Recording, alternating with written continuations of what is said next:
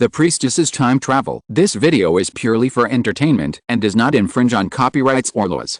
The rights to the novel and image belong to the original author. We do not claim ownership. Don't like waiting and want to listen to this fanfic in full now? Subscribe to our Patreon, where you'll find the best fanfics. Chapter 376 My Body, My Own Decision. The material used to make the main brain of the game console is nothing else but a very special stone from the prehistoric world. This stone is very rare and grows in the place where the netherworld and the prehistoric continent meet. Therefore, this stone has the characteristics of both space and soul accommodation. This piece of material used to make the main brain is probably from the prehistoric continent when it was broken. It is unknown how it was obtained by people in the interstellar world and made into the main brain of the game console. No wonder the NPCs in the game are like real people, because they are not digital intelligence made by the game, but the souls originally contained in the main brain. Through the construction of the game world, these souls have come back to life in the game world through the identity of NPCs. After figuring out what the virtual world is all about, Su Qingni put the game console back and put it away. After returning to the underworld, she will give this thing to Empress Pingxin, who will deal with this world. No longer studying and relaxing, Su Qingni felt a pain in her heart. She quickly used a set of health-preserving exercises to cultivate internal energy to nourish her heart. This time, she possessed a sickly boy. The boy's name was Niangniang Pingxin, and he suffered from congenital heart disease. In his short 15 years of life, he lived in the hospital for at least half of the time. Because of this disease, he could not run, make friends, play with friends, or even go to school. The boy was a child of a wealthy family. The cost of a heart transplant operation was very expensive for other families, but it was ordinary for the boy's family. The boy had a mother who loved him very much. For the sake of her son, the boy's mother, Ms. Li Shuyan, could throw out a lot of money without blinking an eye. However, the boy was unlucky. 15 years had passed, and he didn't wait for a heart suitable for the boy. This time, the boy had a heart attack, and he couldn't hold on and died. Su Qingni took over the boy's body. Knowing that the boy's wish was to have a good body to run, jump, make friends, and go to school, Su Qingni gave the boy a blessing, so that he could achieve his wishes in the next life. Su Qingni practiced for a while, and her internal energy soothed her heart. However, the heart in this body is too broken. Even if Su Qingni practices the health-preserving technique to the highest level, she cannot repair the heart, not even half of it. Therefore, if she wants to survive and jump around the world to find the extremely yin place, she must first replace the heart. But this heart? Su Qingni frowned. There are hearts that match this body, but the owner of that heart is alive and well. She can't kill other innocent people for her own sake, just to get someone else's heart. But the mother of this body doesn't think so. For her son to survive, Ms. Li doesn't mind having other people's blood on her hands. But there is no rush now. Ms. Li doesn't know the existence of that person yet. As long as I give Ms. Li another hope before she knows the existence of that person, Ms. Li will not do anything to hurt innocent people. Yuan Su, it's time to eat. Just thinking about Ms. Li entered the ward, followed by the maid of the family, carrying a special incubator in her hand. Mom. Su Qingni opened her eyes and greeted Ms. Li. Have you eaten? No, Mom will eat with you. Ms. Li smiled and picked up the small table on the bed and placed it in front of her son. The maid opened the incubator, took out the food from it, and placed it in front of Su Qingni one by one. Ms. Li served a bowl of rice to her son and another bowl for herself. The food was very light, without salt and taste. Su Qingni, who likes to enjoy delicious food, really couldn't eat it. Ms. Li looked at Su Qingni's appearance and felt very distressed. She comforted her son. When you get better, Mom will ask Aunt Zhao to make you delicious food. Aunt Zhao is the cook of the Jin family. She is very good at cooking and can make even light food taste different. Su Qingni nodded and said to Li Shuyan, Mom, I feel much better. I will be discharged soon. Li Shuyan just thought that her son didn't want to stay in the hospital anymore, and she was sad. When can she find a heart that suits her son? She also wants to watch her son running and laughing in the sun. Suppressing the sadness in her heart, Li Shuyan poured the only plate of kimchi on the table into her bowl and finished a bowl of rice with kimchi. Su Qingni twitched her lips as she watched. It is indeed the country of kimchi. Even a noble lady like Li Shuyan would specially prepare a plate of kimchi for dinner. After dinner, Li Shuyin asked her son to continue recuperating and went to see her son's attending doctor. As a result, she heard a piece of news that surprised and happy her. You mean that Yuan Su's heart has not continued to deteriorate, and there is a trend of gradual improvement? Li Shuyin asked in surprise. The attending doctor was very excited. Yes, although this trend is very slow and not enough to make Master Yuan Su's heart recover like a normal person, it can allow Master Yuan Su's body to support another 10 years. In these 10 years, Master Yuan Su will definitely be able to find a matching heart. The attending doctor thought this was a miracle in the medical field and wanted to make it public, but Li Shuyin saw it and immediately gave the attending doctor money and asked him to keep it secret.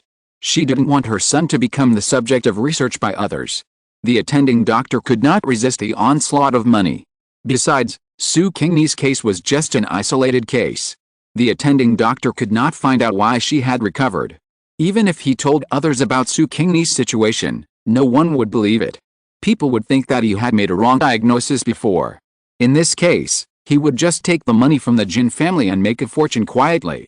Li Shuyin knew that her son's health had not deteriorated and was getting better. He walked more briskly. She returned home happily and found that her husband had not come home yet. Li Shuyin thought her husband was busy with work and did not care too much. Although she chose this husband, she did not love the man very much. She chose him only because the man was quite capable and could manage the Li group well. She married this man just to find a steward for her family's company. Although Jin Dongcheng was the general manager of the Li group, he only had 5% of the company's shares, and most of the shares were in the hands of Li Shuyin. She would only leave these shares to her son and grandchildren. She had already made a will. After her death, all the shares and property under her name would be given to her son. If her son was also gone and there were no grandchildren, then all the property would be donated. She would not leave the property to Jin Dongcheng and let him use the Li family's money to support other women and children. Chapter 377 My Body, My Own Decision Part 2. Li Shuyin went back to her room, washed up, changed her clothes, and left home to accompany her son in the hospital. She thought she had the most shares in the company, and thought her husband was just a dog that depended on the Li family, but she didn't know that dogs would bite people. At this time, Jin Dongcheng was not working overtime in the company as Li Shuyin thought, but enjoying himself in another place. A place he felt was home. There were women who admired him instead of looking down on him, and a well-behaved, cute and healthy son. This was his home. As for the Li family, he would find a way to cheat all the shares in Li Shuyin's hands.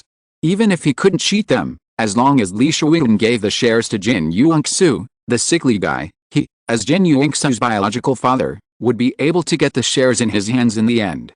When he completely controlled the Li group, he would change the name of the group to Jin, and he could let his youngest son appear in front of people openly. This person had a good idea, but he didn't know that Li Shuyin had been guarding against him and had already made a will, and would not leave him any shares and money of the Li family. My dear, come and eat. Park Aiyu put all the food on the table and invited Kim Dong-sung to eat. This woman used to be Kim Dong-sung's secretary, but she didn't have the characteristics of a white-collar worker. Instead, she looked like a little girl and was good-looking. Kim Dong-sung fell in love with Park Aiyu at first sight. Within 2 months, Park Aiyu resigned and became a caged bird raised by Kim Dong-sung. She gave Kim Dong-sung a healthy son, Kim Won-wei. After that, Kim Dong-sung often came to his lover's side under the pretext of work. Lee Soo-won ignored her husband because she was focused on taking care of her son, and didn't know that Kim Dong-sung had another family outside. And because Kim Dong-sung had a healthy little son, the little father-son relationship he had for his eldest son was also withdrawn. Why care so much about a son who is destined to die early? I'm here. Kim Dong-sung put down the TV remote control and walked to the table. The 10-year-old son Kim Won-wei was already sitting at the table, picking up a piece of chicken wing and gnawing. In the country of kimchi, which attaches great importance to rules, Kim Won-wei's behavior is very uneducated. But Jin Dongcheng and Park Aok loved their son and did not scold him. Jin Donghu even used chopsticks to pick up a chicken leg and put it on the plate in front of Jin Yuanhu. This family of 3 was loving and caring, but they did not know that downstairs in the apartment, a girl of 16 or 17 was staring at the window of their apartment and gritting her teeth. This girl was called Jin Sohin, and she had a strong blood relationship with Jin Dongcheng. She was Jin Dongcheng's biological daughter. However, Jin Zheng was reborn now, and she hated her biological father like an enemy. It turned out that Jin Dongcheng had a girlfriend before marrying Li Shuyan. But later, Jin Dongcheng took a fancy to Li Shuyan's family background and the money of the Li family, broke up with his girlfriend, and began to pursue Li Shuyan crazily.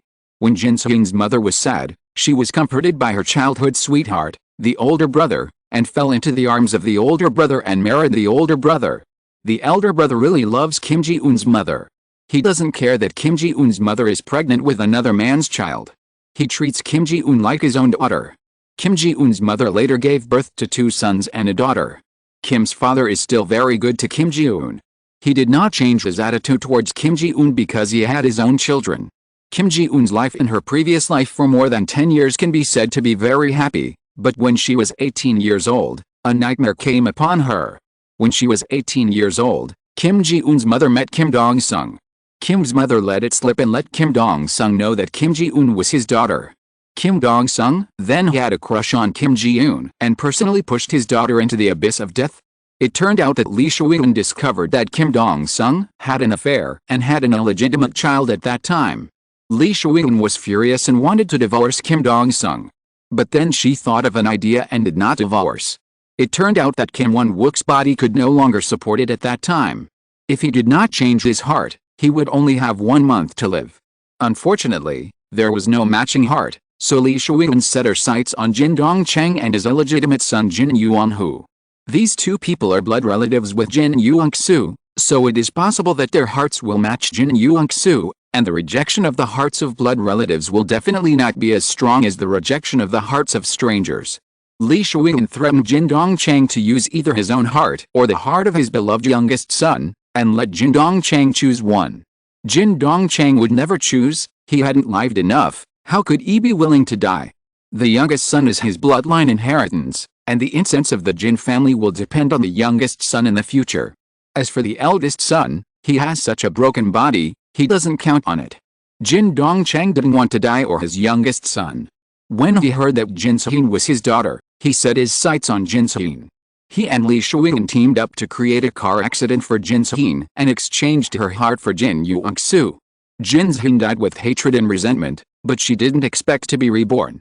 After her rebirth, Kim Ji-eun made a plan to let Kim's mother and father return to Kim's father's hometown to inherit the family property. If Kim's mother was not allowed to stay in Seoul, she would not meet Kim Dong-sung and would not reveal to Kim Dong-sung that she was Kim Dong-sung's daughter. Kim Dong-sung did not know that she was his daughter, so naturally he would not ask for her heart to be returned to Kim Won-wook. Her life was finally saved. Kim Ji-eun, who saved her life, was unwilling to let go of her enemies in her previous life. She wanted revenge, and she did not want those people in her previous life to have an easy life.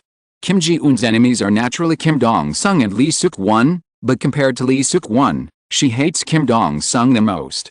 As a woman, she can understand Lee Suk-won. No woman can tolerate her husband cheating and having illegitimate children and illegitimate daughters, and Lee Suk-won's original target was not her. It was Kim Dong-sung who pushed her in front of Lee Suk-won. Kim Dong-sung is not worthy of being a father at all. Although Kim Dong-sung is his father by blood, in her heart, her father is only Kim's father. A vicious and selfish man like Kim Dong-sung is not even worthy of being a human being. Humph, in his eyes, only Kim Won-wei is his child, right? Not to mention himself, even the sick Kim Won-wook, Kim Dong-sung did not regard him as a child, right? Come to think of it, Kim Won-wook is also quite pitiful. Kim Ji-eun stared coldly at the window of Park Aok's apartment, with a bloodthirsty smile on the corner of her mouth. What a warm and happy family. Let you enjoy it happily for a few more days. You won't have such happy days in the future. The abyss is waving at you. If you're listening to this novel on a channel other than Fanfic World, it means they downloaded and uploaded it without effort. We cordially invite you to visit our channel, Mundo Fanfic Novelis. There you'll find the original version of this story and you can explore many other novels of various genres. We're waiting for you to immerse yourself in a world of incredible novels. Chapter 378 My Body, My Own Decision Part 3. While Su Qingni was practicing to recuperate, Jin Zheng used her own pocket money to hire a private detective and took a photo of Jin Dongcheng, Park Ayu and Jin Yuanhu's family of 3 together. So, on this day, Su Qingni found that Li Shuyan's attitude was not right. Mom, What's wrong with you? Did something happen? Su Qingni asked Li Shuiyan with concern. Nothing. Li Shuiyan straightened her face. She didn't want to let her son know about her troubles. Li Shuiyan found a topic to chat with her son. Although she behaved no different from usual, Su Qingni easily saw that Li Shuiyan was absent-minded. What would make Li Shuiyan absent-minded and in a bad mood? Li Shuiyan has lived a rich and smooth life. The only bad thing is that her son has heart disease, which makes her upset. But these days, because of the doctor's words, Li Shuiyan's mood has improved a little. So what is the reason for her troubles now?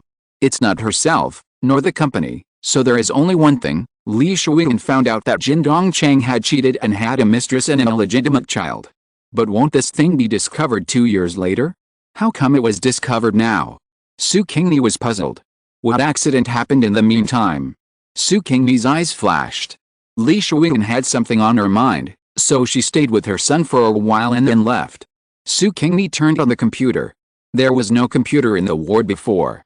The original body was in such poor health that the attending doctor and Li Shuiyan did not allow the original body to use the computer. However, Su Qingni's health has improved a little now, and she strongly requested a computer. The attending doctor and Li Shuiyan agreed after checking her health again.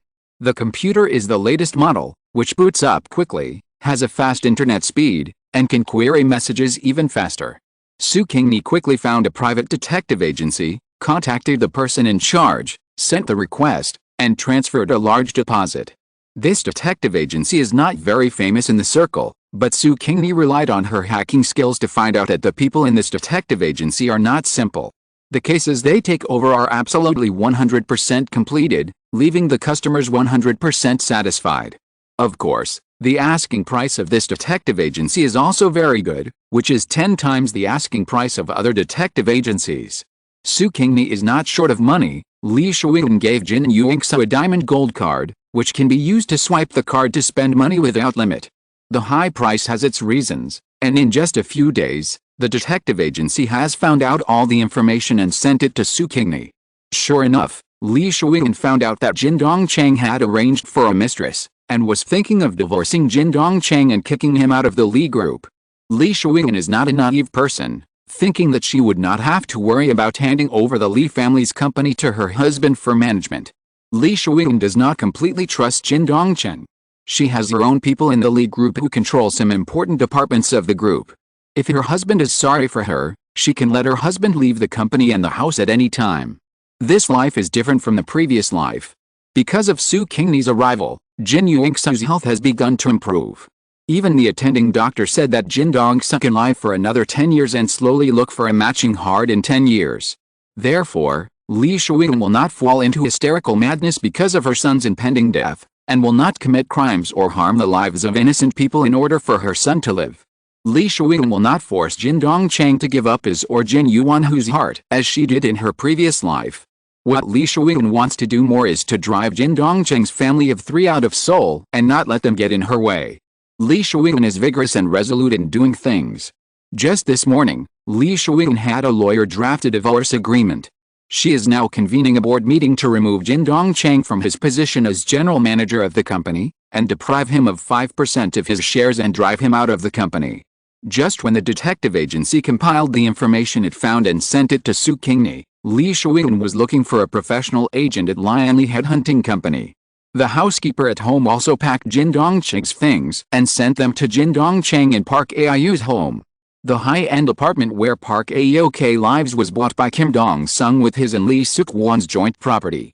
Logically, it should be returned to Lee Suk-won. But Lee Suk-won did not take back the apartment because Kim Dong-sung had worked for the Lee Group for more than 10 years and had made no contributions but hard work. Kim Dong-sung's bank account still had some of his savings over the years, which Lee Suk-won did not take back. But the requirement was that Kim Dong-sung must leave Seoul with his mistress and illegitimate son, stay away from Kim Won-wook, and not ask Kim Won-wook to do anything for him in the name of Kim Dong-wook's father. Kim Dong-sung was very unwilling. He saw that the Lee Group was about to become his own, and he was about to become a real powerful person, but he was beaten back to his original form in one day. Kim Dong-sung still had some money, the connections he had accumulated over the years, and his many years of business experience. He wanted to start a company and start over. But Lee Suk-won did not give him a chance and forced him to leave Seoul. He was not convinced. But he had to do it. In terms of connections, he could not compare with Lee Suk-won. The money he still has now was left to him by Lee Shuin. If he doesn't do as she says, he is sure that Lee Shuin will make him lose the apartment and the money. Jin Dongchang was so angry that he even disowned Jin Yuingsu as his son. Anyway, it doesn't matter whether he has a sickly son or not. He has a healthy son, and he will have healthy grandchildren in the future. So what if Lee Shuin is rich? It's a question whether her sick son can live to be 20, let alone grandchildren. She will just be a lonely old woman with her money. The information shows that Jin Dongchang put the high-end apartment up for sale, but it has not been sold for a short time. Su Qingni thought about it, and then transferred a sum of money to the detective agency, asking them to buy the apartment for her. Continuing to look through the information, Su Qingni wanted to know how Li Shuin knew that Jin Dongchang had an extramarital affair. The detective agency was very helpful and found out the reason. Li Shuin received a letter, which contained photos of Li Dongcheng, Park Aiu, and Jin Yuanhu's family of 3, and also attached a set of investigation materials. As for where the photos and materials came from, the detective agency also found out that a girl named Jin Zhin commissioned another private detective agency to investigate.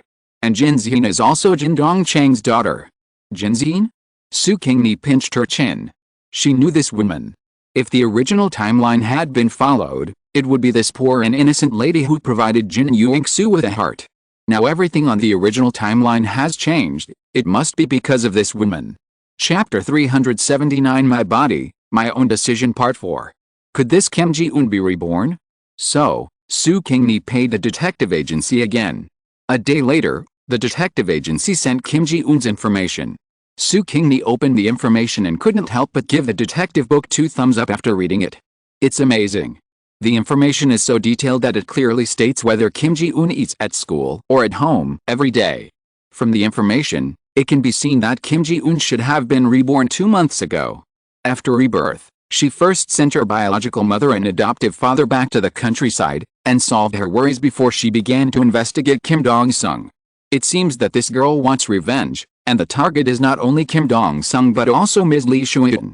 If she wants to take revenge on Kim Dong-sung, Su Qingni will not stop her, but if she wants to take revenge on Lee Shuin, Su Qingni can't just ignore it. After all, she also occupies the body of Ms. Lee Shuin's son. Su Qingni decided to talk to this little girl. There was Kim Ji-eun's phone number on the information, and Su Qingni called the little girl. "Hello, I'm Jin Zhin, who are you?" The little girl's puzzled voice came out. Jin Zhin saw the strange call and didn't want to answer it, but somehow, the little girl answered the phone. "Hello, I'm Jin Yuangsu. You. Jin Zhin was so shocked that she couldn't speak. Why would Jin Yuangsu call her? How did he know of her existence? Could it be that he was also reborn? Could it be that he still wanted her heart? If that was the case, what should she do? In addition to the advantage of rebirth, she had no other advantages. She had no money and no power, and could not compare with Jin Yuangsu at all. What should I do? What should I do? Jin Zhin was about to cry. Is it too late for her to escape now? As if sensing her fear, the person on the other end of the phone comforted Jin Zhin. Don't be afraid, I have no ill will towards you, and I don't want your heart. I just want to see you and talk to you face to face about some things. There's nothing to talk about between us. Jin Zhin finally said a word with courage. No, we need to have a face-to-face meeting. Su Qingni said, Miss Jin Zhin who has been reborn. He knew his biggest secret. What should he do? Jin Zhin began to tremble all over.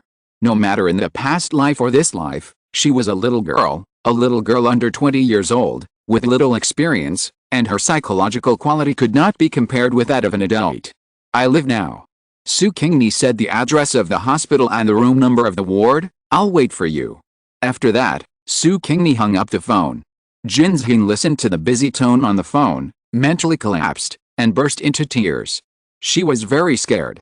If she had known that Jin Yuingsu had also been reborn, she would never seek revenge, and would definitely run away so that Jin Yuingsu could not find her.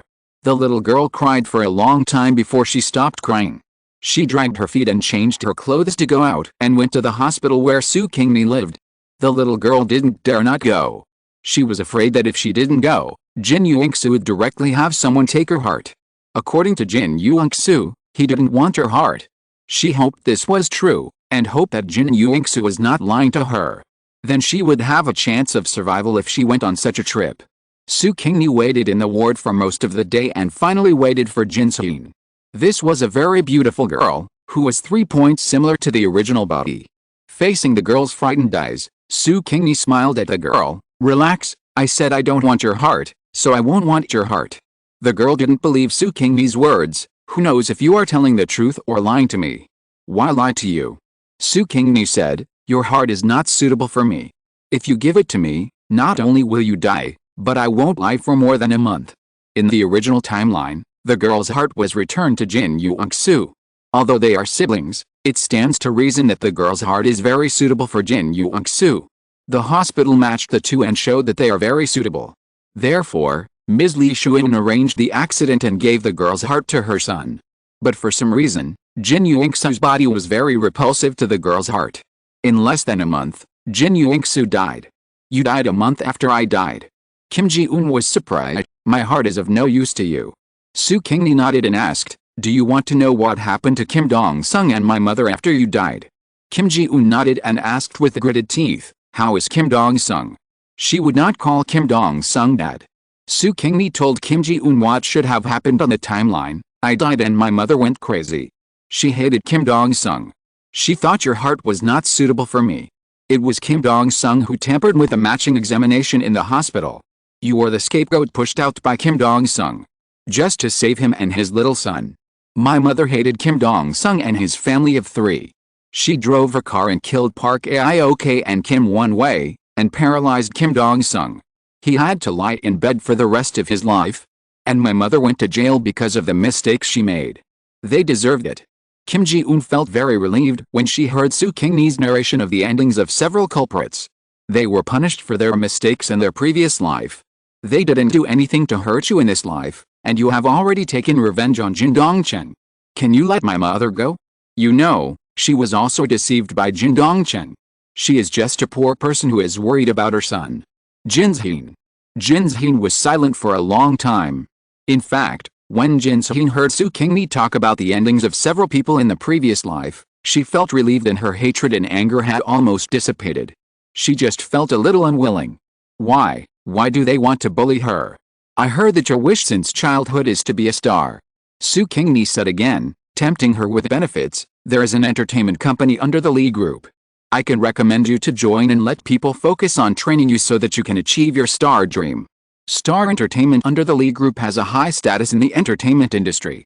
If you can enter this company, your star road will not be smooth sailing, but it will never be like entering other small entertainment companies where you work hard but have a worrying future.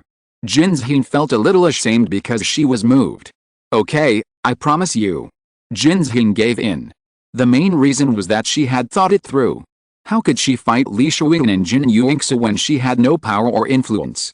If Jin Yuangsu had not been reborn and had no memories of his previous life, she might have been able to use some things from her previous life to deal with Li Shuyan. But now. Chapter 380 My Body, My Own Decision 5. Su Qingni called Li Shuyan in front of Jin Xin and said that she had a friend who wanted to become a star and she wanted this friend to join her own star entertainment. Li Shuyan agreed to all her son's requests and immediately informed the general manager of Star Entertainment. After a while, Su Qingni received a call from the general manager of Star Entertainment. Su Qingni told the general manager about Jin Xin's information and agreed to a meeting time with him. After hanging up the phone, Su Qingni said to Jin Xin, okay, you go directly to Star Entertainment at 10 o'clock tomorrow morning. President Han will arrange someone to sign a contract with you. Thank you. Jin Xin bowed to Su Qingni. You're welcome. This is all compensation for you. Su Qingni waved her hand. Kim Ji-un. After a moment of silence, Kim Ji-un hesitated and asked, you don't want my heart, do you want Kim Won-wei's heart? Girls have soft hearts. Although she was sent to the operating table to die in place of Kim Won-wei, Kim Ji-un did not hate Kim Won-wei, nor did she want to see his heart being taken out alive on the operating table. He's still a child. Kim Ji-un said. But when her eyes touched Su Qingni's face, Kim Ji-un couldn't say the rest of the words. Kim Won-wei is a child, and so is Kim Won-wook. He is only 14 years old, and his life has just begun. Su Qingni smiled and said, "Don't worry, I won't cruelly exchange my heart for that of a living person." Seeing the sympathy and reluctance that Kim Ji-eun showed after hearing this, Su Qingni smiled even more happily. "Don't worry, I won't die early. Maybe it's because I was reborn, my body was affected by the soul, and my heart not only didn't deteriorate, but it has improved slightly. In other words, I won't die in 2 years. The doctor judges that I can live at least another 10 years. That's great." The kind little girl smiled sincerely. 10 years is such a long time, you will definitely be able to wait for a heart that suits you. Su Qingni smiled and said, "Why wait for someone else to give you a heart? Why not make a heart that suits you yourself?" Kim Ji-eun didn't understand. "You? What do you mean?" "I mean," Su Qingni smiled brightly, "I am the master of my own body." Kim Ji-eun left the hospital in a daze and confusion. Su Qingni turned on the computer and learned relevant knowledge about hospitals, biology and genetics on the internet. Su Qingni had learned this knowledge in other worlds, but her original body had not learned it, so she had to go through a learning process. After dealing with household and company affairs, Ms. Li Shuingen came to the hospital and saw her son holding a computer and reminded him, "Baby, you can't look at the computer for a long time. You need to take a rest." "Okay, Mom." Su Qingni replied obediently, "Let me finish reading this paper first." "What paper?" Li Shuingen asked in confusion. "It's a paper on cell regeneration in the New England Journal of Medicine." Su Qingni replied. The New England Journal of Medicine. Li Shuingen seemed to have seen the name of this journal. She remembered that her son's attending physician subscribed to this journal, which was said to be one of the world's top medical journals. "Yes," Su Qingni casually explained to Ms. Li Shuingen, "the New England Journal of Medicine, abbreviated as NEJM, is a review-based medical journal and a comprehensive medical journal published by the Massachusetts Medical Association in the United States. It was founded by Dr. John Coltrane in 1811 and was originally called the New England Journal of Medicine and Surgery." Li Shuingen nodded repeatedly. In fact, she was very confused about what Su Qingni said. Finally, when Su Qingni stopped talking, Li Shuingen asked in confusion, "Why do you read medical journals?" Li Shuingen had one more question that she didn't ask. "Can you understand it?" Su Qingni turned her head to look at Li Shuingen, showing a bright smile. "Mom, these days I am self-studying knowledge of medicine, biology and genetics. Now I can understand articles in medical journals." "Really? Are you Su is really great." Li Shuingen encouraged Su Qingni like coaxing a child. But she only believed half of what Su Qingni said. Medicine, biology and genetics? These are all professional knowledge of advanced subjects. How can a child learn them by himself on the internet in 2 days? Su Qingni pouted and acted unhappy. "Mom, don't treat me like a child. You don't believe me." No, Mom believes in you very much." Li Shuingen was afraid that her son would be unhappy, so she hurriedly said, "Are you Su is the best, Mom knows." "Really?" Su Qingni asked with her head tilted. "Really?" Li Shuingen nodded seriously. Su Qingni showed a cunning light in her eyes. "Then Mom will definitely support my study and research." Li Shuingen nodded again. Su Qingni smiled. "Then Mom, can you help me set up a research room? I want to do research by myself." "No." Li Shuingen refused without thinking. "Research is too hard, your body can't support it." "Mom, I will adjust my work and rest schedule and will never let myself get tired." Su Qingni said hurriedly, "Mom, I really like medical research, please fulfill my wish. Besides, my body is much better. I can walk on the ground now, and I can walk for an hour every day. Mom, please promise me." Su Qingni kept acting coquettishly to Li Shuingen, making Li Shuingen almost unable to resist. Li Shuingen had no choice but to finally agree to Su Qingni to help her set up a research room, but she also made 3 rules for Su Qingni, that she must not tire herself out. Su Qingni learned the salute of the Boy Scouts and swore to make a promise. Li Shuingen then called her assistant and gave instructions. After doing all this, Li Shuingen asked her doubts, "You Su, why are you suddenly interested in medicine?" Su Qingni smiled and said, "Not suddenly, but I have always been interested in medicine." She touched her chest and heart and said, "I want to cure my heart disease." "You Su." Li Shuin's eyes began to well up with tears. "Mom will definitely find a heart that suits you, and will definitely make you healthy again, and run happily in the sun." I don't want someone else's heart. Su Qingni stared at Li Shuiyan and said as if she was making a vow, I will research an artificial heart that is most suitable for my own heart. I am the master of my own body. Chapter 381 My Body, My Own Decision VI. Li Shuiyan thought her son was just talking nonsense, but 6 years later, when her son stood in front of her in good health, Li Shuiyan realized that her son was not talking nonsense, he was really confident and capable. Su Qingni brought the gene cloning technology from another world to this World Cup. Gene cloning in this world is just in its infancy, but the gene cloning technology in other worlds is already very complete. Cloning human organs is just a piece of cake, and even cloning a complete person is possible. However, the law stipulates that people cannot be cloned. Su Qingni pretended to tinker in the laboratory for 5 years, and finally researched the gene cloning technology and cloned a heart for herself. A complete and healthy heart. Li Shuiyan always thought that her son's so-called research was just playing. His son's physical condition prevented him from going to school. The basic courses he had before were taught by a tutor, but the subsequent professional studies could only rely on his son himself. What kind of results can he learn by studying on his own? Without going to college and without a tutor to study with, how much can his son learn? The so-called research is just a child's game.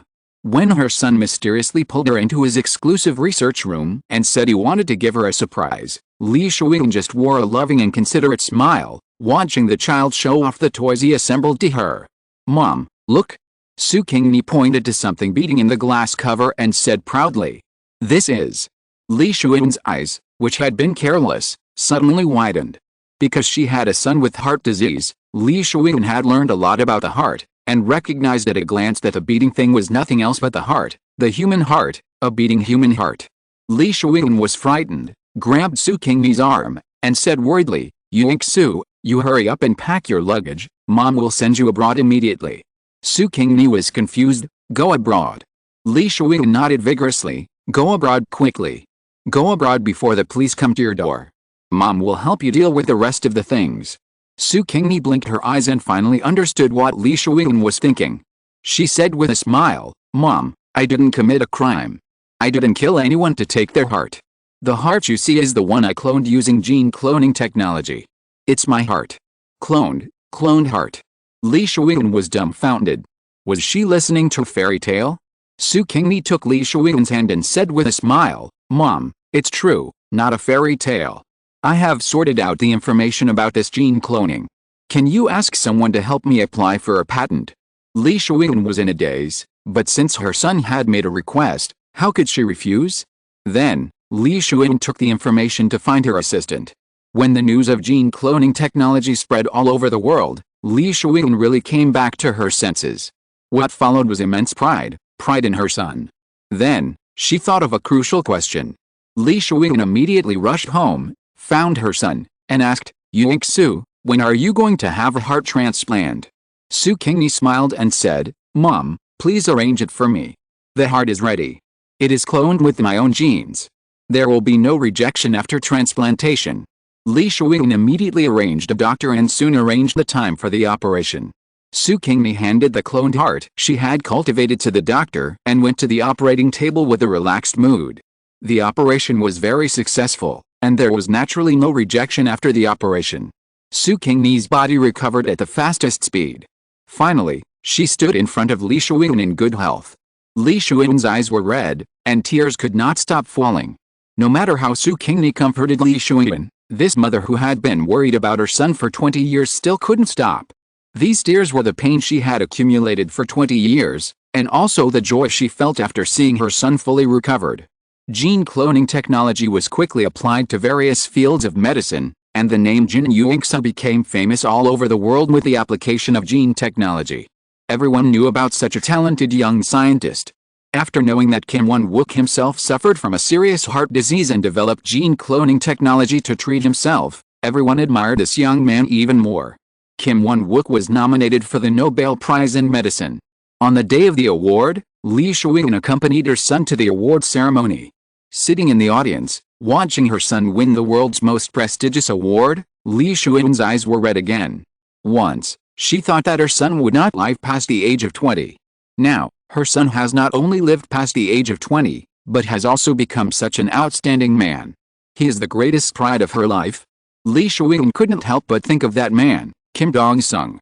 Humph, he actually had the nerve to call and wanted to meet his son. Dream on. Don't think she doesn't know that this man has not regarded Won Wook as his son since he knew that his son had a congenital heart disease. Well, he abandoned his son in the first place, and now he wants to take advantage of his son? Don't let him get involved even in your dreams. Finally, I want to thank my mother. My mother has never given up on treating me and has always supported me silently. My research lab was built with the support of my mother. My achievements are half due to my mother. Here, I want to say in front of the whole world, thank you, Mom. I love you, Mom. The whole audience applauded. Li Shuing stood up amid the applause and stretched out her arms to her son, who was shining on the stage. Son, Mom's arms will always be open for you. Mom is the person who loves you the most in the world. Kim Ji-eun saw the scene through her mobile phone, and her open little mouth did not close for a long time. After a long time, Kim Ji-eun exhaled a long breath. So, this is how you decide your own body. Kim Won Wook is so amazing. They are both reborn. Why are they so amazing? However, even if she can't compare to Kim Won Wook, she will not give up. She will work hard, and one day, she will also step onto the world stage. Ji-young-si, it's your turn to go on stage. Go backstage and get ready. The assistant called Kim Ji-eun. Here I come. Kim Ji-eun put down her phone, gave herself a cheering gesture, and walked towards the stage exit with confident steps. The last performer had already walked off the stage, and Kim Ji-eun walked up with her head held high. Familiar music sounded, and Kim Ji-eun opened her mouth and sang her own song. The dream is ahead, I'm marching forward. Chapter 382, Substitute 1. It's another new world. After being possessed, Su Qingni found herself lying at the bottom of a cliff in the deep mountains. The soul of the original owner had left and died when she rolled down the cliff. Su Qingni looked at the surrounding environment. There were knee-high weeds and scattered trees that were not too tall. She could see reptiles in the grass staring at her. Su Qingni looked over coldly, and the sensitive animals ran away in fear. Su Qingni sighed. When she saw the surrounding environment, she thought she had arrived in ancient times, but when she saw the clothes on her body and the memories left in the original body's head, Su Qingni realized that this world was in modern times. It was similar to the modern times of the 21st century on Earth. There were two memories in the original body's mind. However, because of time travel, not because of rebirth, after sorting out these two memories, Su Qingni concluded that the original body was persecuted by others and had its memory modified by hypnosis. Su Qingni had possessed many people who had experienced tragic experiences before, but in terms of the degree of tragedy, none of them was as tragic as the original body now. The original body was called Su Qingni, and she was an orphan. Su Qingni herself didn't know who her parents were. She was thrown at the door of the orphanage. When she was 4 years old, Su Qingni was adopted. But after the family had their own children, Su Qingni became the nanny of the family. Many things in the house were pushed to her, who was only 7 or 8 years old, such as washing clothes, cooking, washing dishes, cleaning the house.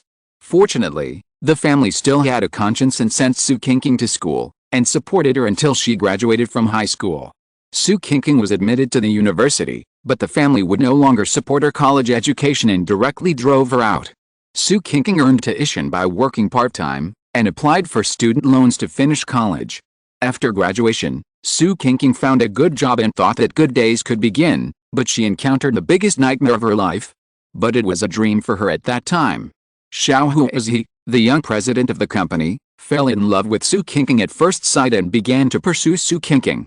Various offensives took turns to make other women in the company jealous. In the end, Su Qingni couldn't stand this romantic and crazy offensive, retreated, and accepted Xiao Huizhi's pursuit. Xiao Huizhi is a very good lover, very considerate to Su Qingni, which made Su Qingni fall deeply in love with Xiao Huizhi. It's just that occasionally when she is alone, she will think with inferiority, how can such an ordinary girl like her be worthy of such an excellent and handsome man like Xiao Huizhi? Compared with Xiao Huizhi, she is too ordinary. You know, when she became Xiao Huizhi's girlfriend, many people found it unbelievable.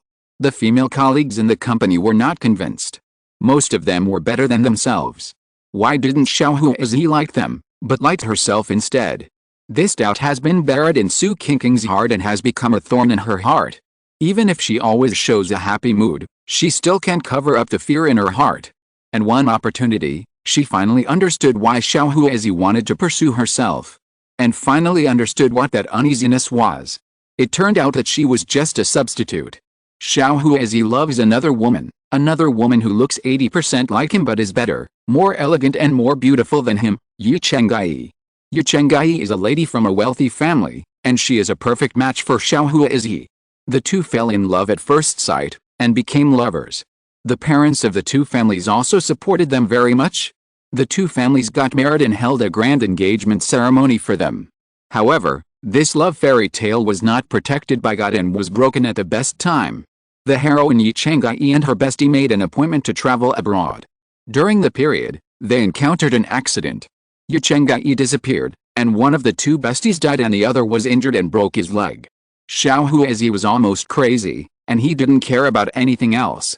He stayed abroad all day looking for Yu Chenggai. Unfortunately, he could never find his princess again. A year later, the desperate Xiao Huizi returned to China and took over his own company. Another year later, Xiao Huizi met Su Qingni, who looked 80% like Yu Chenggai. Xiao Huizi began to pursue Su Qingni. After he succeeded in getting her, he began to give orders about Su Qingni's clothing, hairstyle, behavior, and other aspects. He made Su Qingni, who was only 80% similar to Yu Chenggai, look almost 100% similar by external changes. However, Xiao Huizi was still dissatisfied. Although they looked similar, Su Qingni's personality was different from Yu Chenggai's.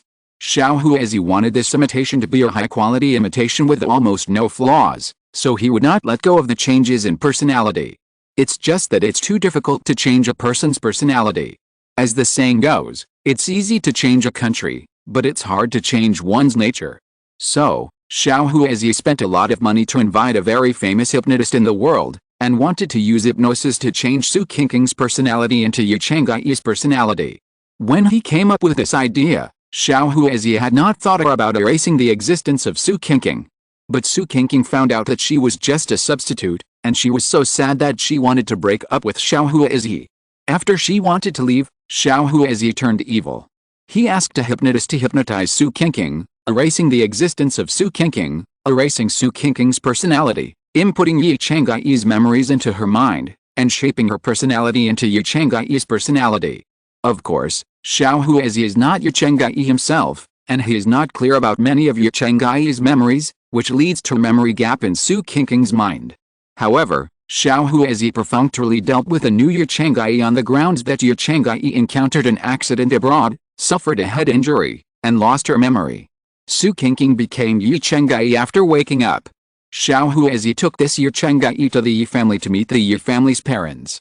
Seeing Su Qingni, who looked exactly like his daughter and had the same personality and memory, Yi's father was very happy, and felt that his daughter was really back. So, he followed Xiao Huizi's wishes to recognize this daughter, and let Su Qingni marry Xiao Huizi under the name of Yu Chenggai, the eldest lady of the Yi family. The wedding of the two was grand. Xiao Huizi gave his beloved a romantic and beautiful wedding, which made many people envious. These guests did not know Xiao Huizi's tricks and thought that he really found the missing eldest daughter of the Yi family. Who would have thought that the current Miss Yu was just a substitute?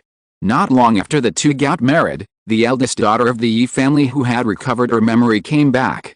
It turned out that Yu Chenggai was rescued after an accident. The person who rescued her was a young earl from abroad. The earl took the amnesiac Yu Chenggai to his earldom and cleared all clues that Yu Chenggai was rescued by him, in order to keep Yu Chenggai by his side and make him a collection. Chapter 383 Substitute 2. The young earl was handsome and rich, and Yu Chenggai, who had lost her memory, fell in love with the earl. And the earl also liked this beautiful collection. If it goes on like this, the two can write a romantic love novel. However, although the earl liked Yu Chenggai, he had not fallen in love with her. The earl had many lovers, and Yu Chenggai had recovered her memory. Between the playboy she liked and the fiancé who loved her deeply, Yu Chenggai naturally chose Xiao Huizi. So Yu Chenggai returned to China, only to find that her fiancé had married another woman. How could Yu Chenggai bear it? Although Xiao Huizi told her that Su Qingni was just her stand-in, Yu Chenggai was also very unhappy with Su Qingni. After Xiao Huizi drove Su Qingni away, Yi Chenggai asked someone to teach Su Qingni a lesson. Su Qingni was at a loss. Wasn't she Yi Chenggai? Why did another Yi Chenggai emerge? Not only did the Yi family say that she was a fake, but her beloved husband also drove her out of the house. She was at a loss without Su Qingni's memory, and then, she was murdered. It was not Yi Chenggai who did it to her. Although Yi Chenggai was unhappy and had someone teach Su Qingni a lesson, he only cheated away the breakup fee that Xiao Huizi gave to Su Qingni. Xiao Huizi felt guilty about Su Qingni, and gave her a lot of breakup fee and an apartment so that Su Qingni could live a life without worries. The person Yi Chenggai hired cheated away the breakup fee that Xiao Huizi gave to Su Qingni, but Su Qingni still had savings, an apartment, and jewelry, clothes, and bags that Xiao Huizi bought for her. If they were sold, they could also fetch a considerable amount of money, enough for Su Qingni to live for several years. It was unknown who murdered Su Qingni. She was kidnapped, sold to human traffickers, and finally sold to a very remote mountainous area to be the wife of a man there. Su Qingni wanted to run away, and another girl who was trafficked here also wanted to run away. After discussing, the two ran out of the village together one night. However, they were discovered before they ran far. The people in the village chased them out, and the two girls scattered in panic. In Su Qingni's memory, the girl named Hong Lilai ran down the mountain and took most of the villagers with her. She ran into the deep mountains, and a small number of villagers who did not give up chased her from behind. She was very scared and kept going into the mountains, not even noticing that the people chasing her had given up. Su Qingni was scared and panicked, and she couldn't see the road under her feet clearly in the dark. Finally, she slipped and rolled down the cliff, ending her short but tragic life. After sorting out Su Qingni's complete memory, Su Qingni sighed and sympathized with Su Qingni. This girl's life is like a coffee table, with all the cups on it. The only time she felt happy was fake and did not belong to her. Su Qingni divided a little merit and shot it into the soul of Su Qingni, who was waiting for reincarnation in the underworld, wishing her to be reborn into a family with both parents in the next life, with relatives and a partner who loved her, and a happy and worry-free life. Su Qingni lifted her left calf. During the process of rolling down the cliff, the bone of her left calf was dislocated and now it has swollen into a big bun. Su Qingni held her left calf with both hands, regardless of the pain in her leg, and moved it hard to straighten the bone. There was nothing around to make a splint, so Su Qingni didn't look for branches or anything to fix her leg bone. She found a set of exercises to exercise the body and bones in her mind, endured the pain, and began to practice. The laws of this world do not allow the practice of internal skills and cultivation techniques. By the time she got started with external skills, her calf bone had recovered almost completely, and almost half a month had passed. Su Qingni was leaving the mountain. Although there were wild animals in the mountains, there was no salt, no seasoning, and no tools for cooking, so the food really didn't taste very good. Su Qingni couldn't wait to get out of the mountain to eat some normal meals. Following the path in her original memory, she walked out of the mountains and came to the outside of the village where she was sold. Su Qingni hid and observed the situation in the village. She was surprised to find that 2/3 of the people in the whole village were missing. Except for those over 60 and under 12 years old, all the men in the village were gone, and most of the women were missing. What was going on? Su Qingni hid in the village at night and sneaked into the village. She stood outside the window of the villager's house and eavesdropped on what happened. Hong Lili was very lucky to escape from the mountain and happened to meet a group of self-driving travel friends. The travel friends took Hong Lili to report the case. The police accepted the case and arrested all the people involved in human trafficking in the village, so there were so few talents in the village. That's it. Su Qingni understood the truth about the small number of people in the village and did not stay in the village. Follow the path taken by the villagers and go out of the mountain. She just kept walking, walked out of the mountains, and walked into a small county town along the road, then stopped a loaded truck and asked the truck driver to take her to a city, and entered a third-tier city. After a tour in the city, Su Qingni found a job washing dishes in a restaurant. This time of time travel was the most embarrassing one among her many times of time travel. Because she had no identity certificate, the restaurant only paid her half of the salary of other workers, and only provided 2 meals. The problem of breakfast and accommodation needs to be solved by Su Qingni herself. How to solve it? You know, she has no money in her pocket now. How can she buy breakfast and rent a house? Well, Breakfast can be skipped, but how to solve the accommodation problem? Although it is a third-tier city, the rent is not cheap. It costs thousands of yuan a month. And she has no ID card. Whether the landlord is willing to rent the house to her is still a question. In the end, Su Qingni found an abandoned building waiting for demolition in the city and temporarily lived in it.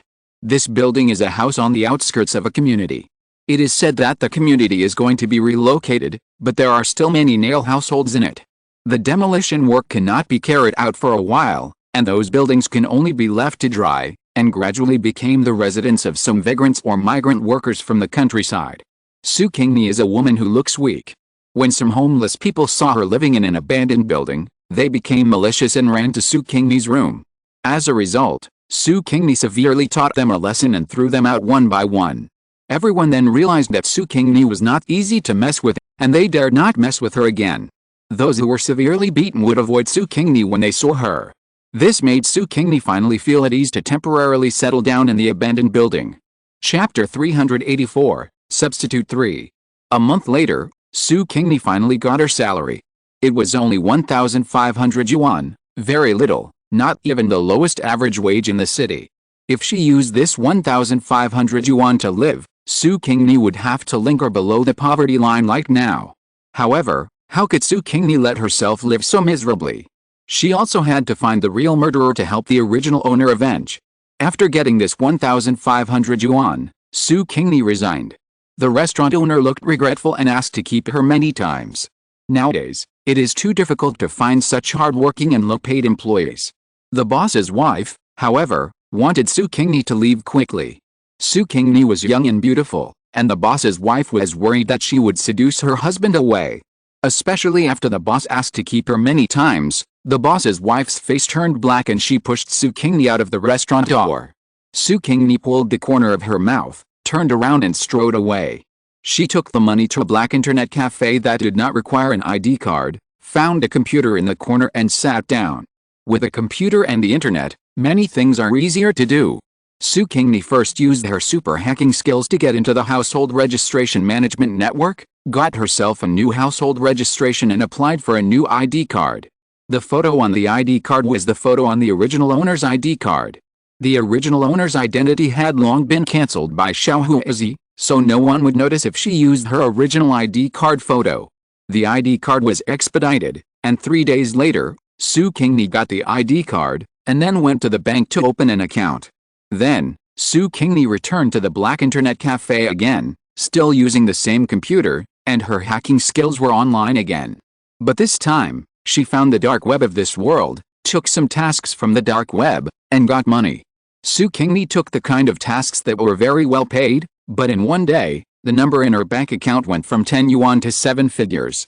Now that she had money, she finally didn't have to sleep on cardboard. There was no furniture or bed in the abandoned building. Su Qingni learned from other vagrants to pick up the outer packaging boxes of large appliances such as washing machines and televisions, flatten them and spread them on the ground as tatami. Finally she could take a bath and eat delicious food. Su Qingni did not return to the abandoned building where she had lived for more than a month. Since there was nothing in it anyway, she bought a ticket to the provincial capital and took a bus to the provincial capital. When she arrived in the provincial capital, the first thing Su Qingni did was to find the best 5-star hotel in the city and book a presidential suite. After entering the room, she immediately rushed into the luxurious bathroom in the suite, filled the comfortable bathtub with hot water, dripped in a lot of bubble bath gel, and then half lying in the bathtub, listening to soothing music. After taking a good bath, Su Qingni ate a high-end takeaway that the waiter sent to the room, and Su Qingni felt that her whole body was alive. This is the life of a person. She lived in this hotel for half a month and enjoyed it for half a month before packing up the luggage she bought during this period and leaving the city to go to the city where Xiaohuizi and Yi Chenggai were. Back in the familiar city, Su Qingni first rented a house to live in. She hid herself among thousands of ordinary people and would not let Xiaohuizi and the Yi family find her. Then, Su Qingni began to use her hacking skills to monitor and investigate Xiaohuizi, Yi Chenggai and the Yi family, trying to find out who kidnapped the original owner and sold him to the mountains. During this period, Su Qingni easily got into the surveillance system and computer of a foreign earl's house, and found a lot of interesting pictures from it, pictures of Yi Chenggai kissing the earl, pictures of Yi Chenggai and the earl, Pictures of Yi Chang'ai kneeling and licking the earl like a dog. Su Qingni packed these photos and sent them all to Xiaohua Izhi. Humph, although Yi Chang'ai was not the mastermind behind the kidnapping of the original owner, she was the mastermind behind the original owner's money, and she wanted to retaliate for the original owner. She wanted to see what Xiaohua Izhi's reaction would be when he saw that the pure and beautiful lover in his heart had once flattered other men like a dog. Will he continue to love Yi Chang'ai so much? Doesn't he feel a little disgusted in his heart? Xiaohua Izhi is indeed very disgusted. No man will accept that his goddess is someone else's bitch. Xiaohua Izhi suddenly felt that Yi Chang'ai was very dirty, so he was unwilling to reach out his arms to hug Yi Chang'ai, let alone have a married life with her. Xiaohua Izhi couldn't get over the hurdle in his heart, so he simply lived in the company on the grounds that there were too many company affairs and he had to work overtime.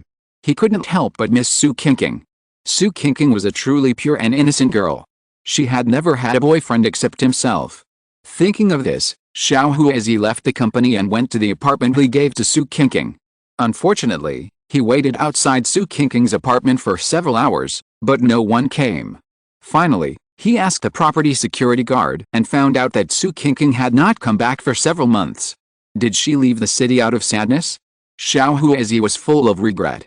If he had known earlier that Yi Chang'ai actually had such a relationship, he would never let Su Qingni leave.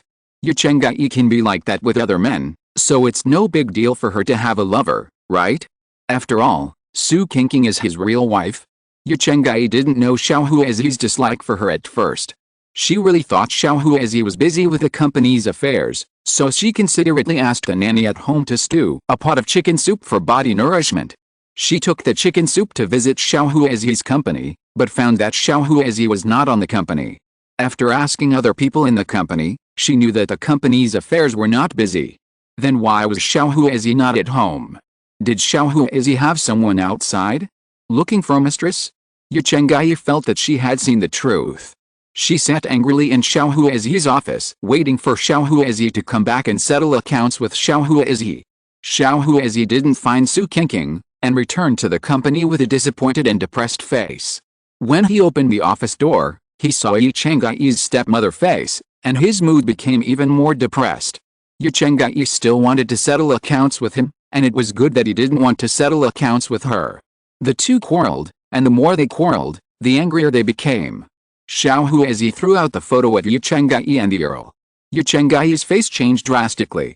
She didn't expect that her dark history would be dug out and known by Xiaohua Izhi. Yi Chang'ai also wanted to save face.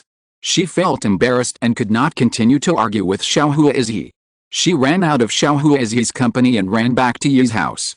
Su Qingni sat in front of the computer screen, drank a sip of Coke in a good mood, and picked up a piece of fried chicken wings to eat. Well, this Korean fried chicken tastes not as good as New Orleans grilled wings. If you're listening to this novel on a channel other than Fanfic World, it means they downloaded and uploaded it without effort. We cordially invite you to visit our channel, Mundo Fanfic Novelis. There you'll find the original version of this story and you can explore many other novels of various genres. We're waiting for you to immerse yourself in a world of incredible novels. Chapter 385 Substitute for Yi Chang'ai ran back to the Yi family crying. At the Yi family, Mrs. Yi felt extremely distressed when she saw her daughter's appearance. She hurriedly pulled her daughter to sit beside her and asked what happened to Yi Chang'ai. Yi Chang'ai cried and shook her head. What should she say? Should she say that her dark history was discovered by Xiaohua Izhi and she cried because she felt ashamed?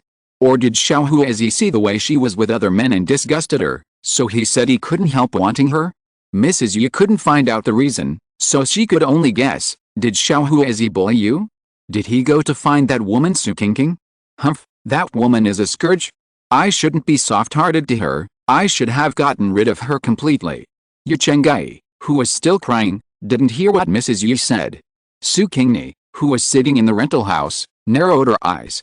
Listening to what Mrs. Yi said, it seems that Mrs. Yi is the mastermind behind the kidnapping and trafficking of the original owner. How much hatred does this woman have for the original owner that she actually treats the original owner like this? Even though the original owner occupied her daughter's identity for a period of time, her daughter has returned, the original owner was abandoned by Xiaohua Izhi, and the original owner did not seek any benefits from the Yi family. Why does Madame Yi hate the original owner so much? Su Qingni found the few scenes of meeting Yi's father and Madame Yi from the original owner memory.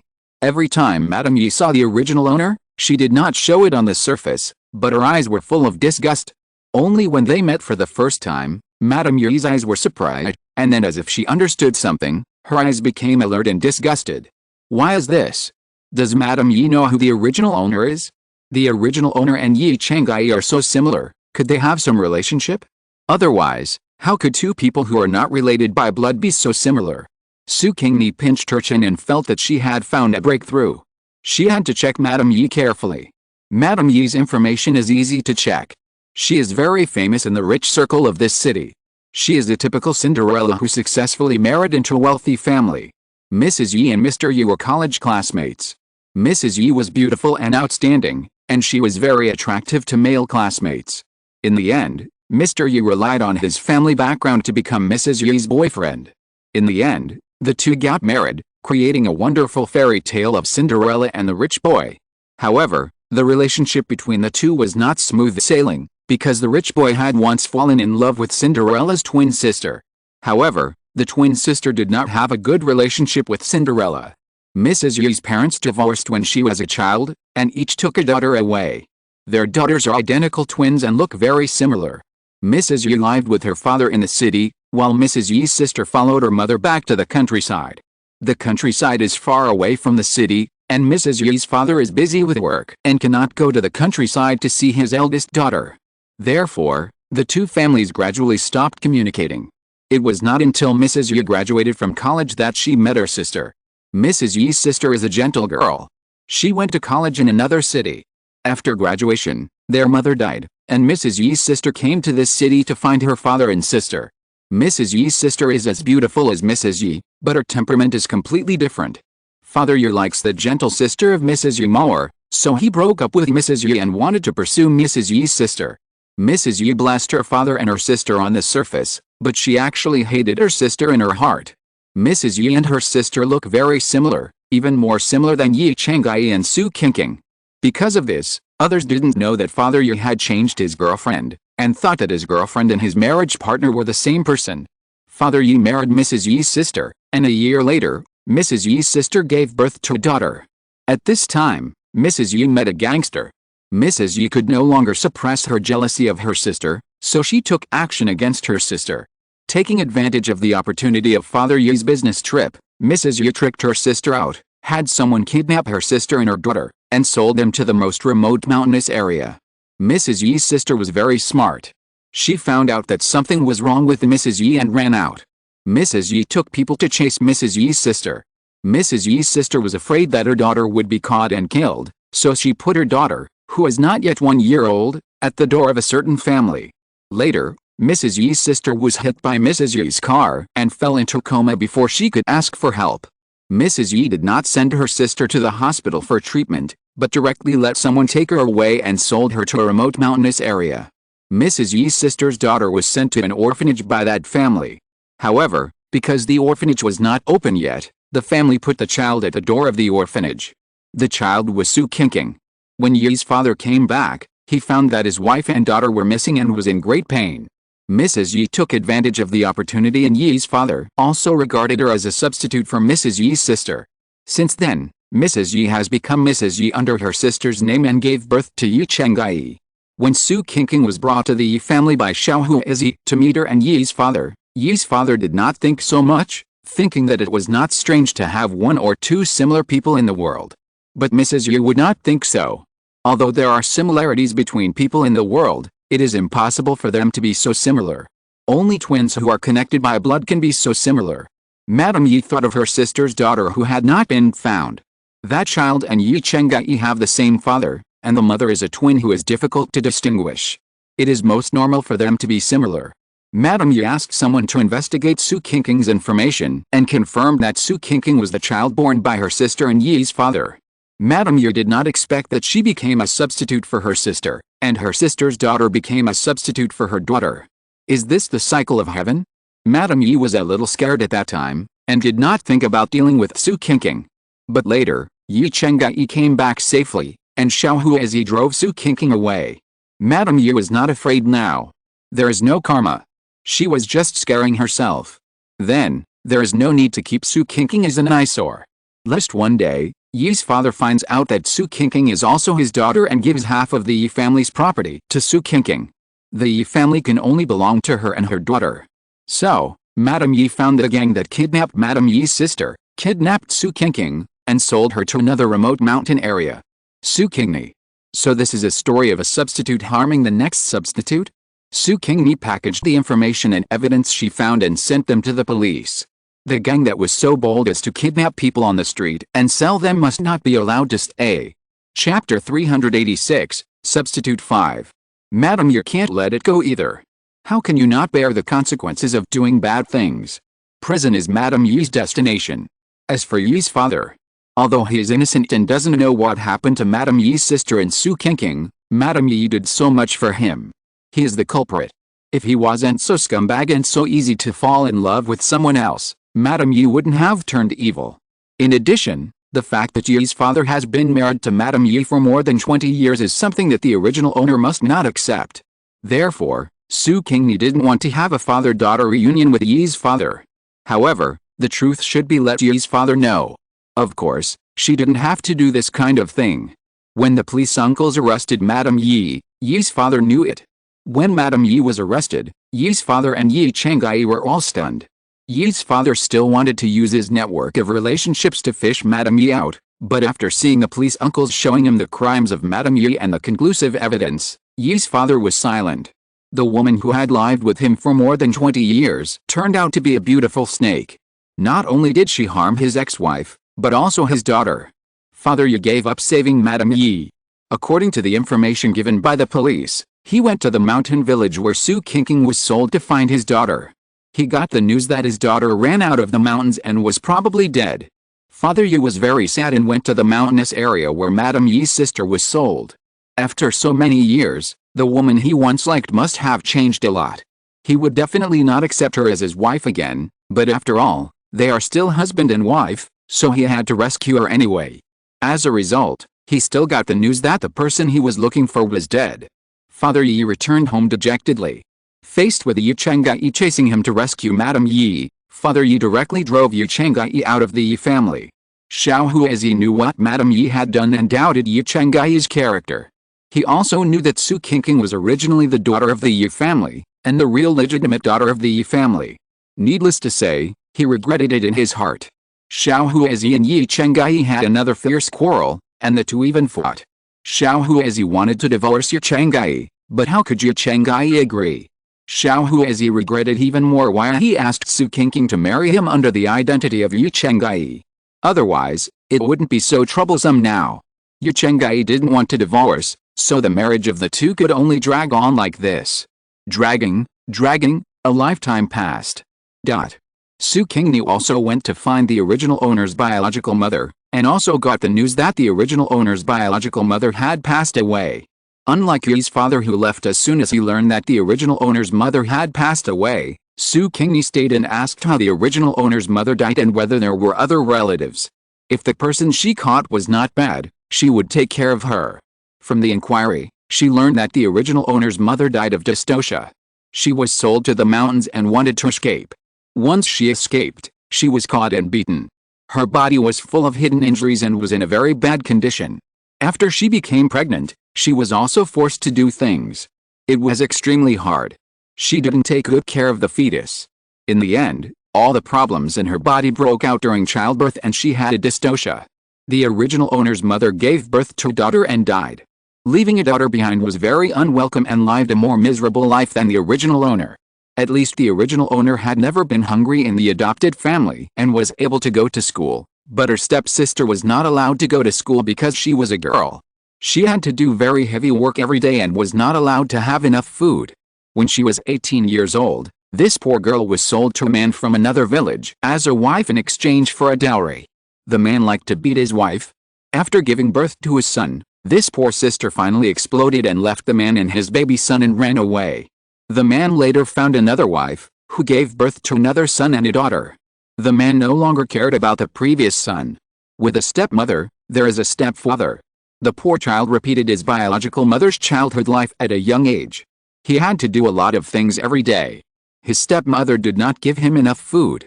The 6-year-old child looked the same size as a 3 or 4-year-old child. Su Qingni appeared in front of the child while the child was picking grass for pigs. The child looked at Su Qingni with bright eyes and praised, "Sister, you are so beautiful." "Not sister, but auntie." Su Qingni looked at the small ball of the child, and pity rose in her heart. She squatted down and took out a wet tissue to wipe the child's face in 2 small hands. The 2 small hands were like chicken claws, not at all unlike other children's chubby hands. Su Qingni threw the dirty wet tissue on the ground, and the child quickly picked it up, folded it carefully, and put it in his pocket. Such a good thing, it's a pity to throw it away.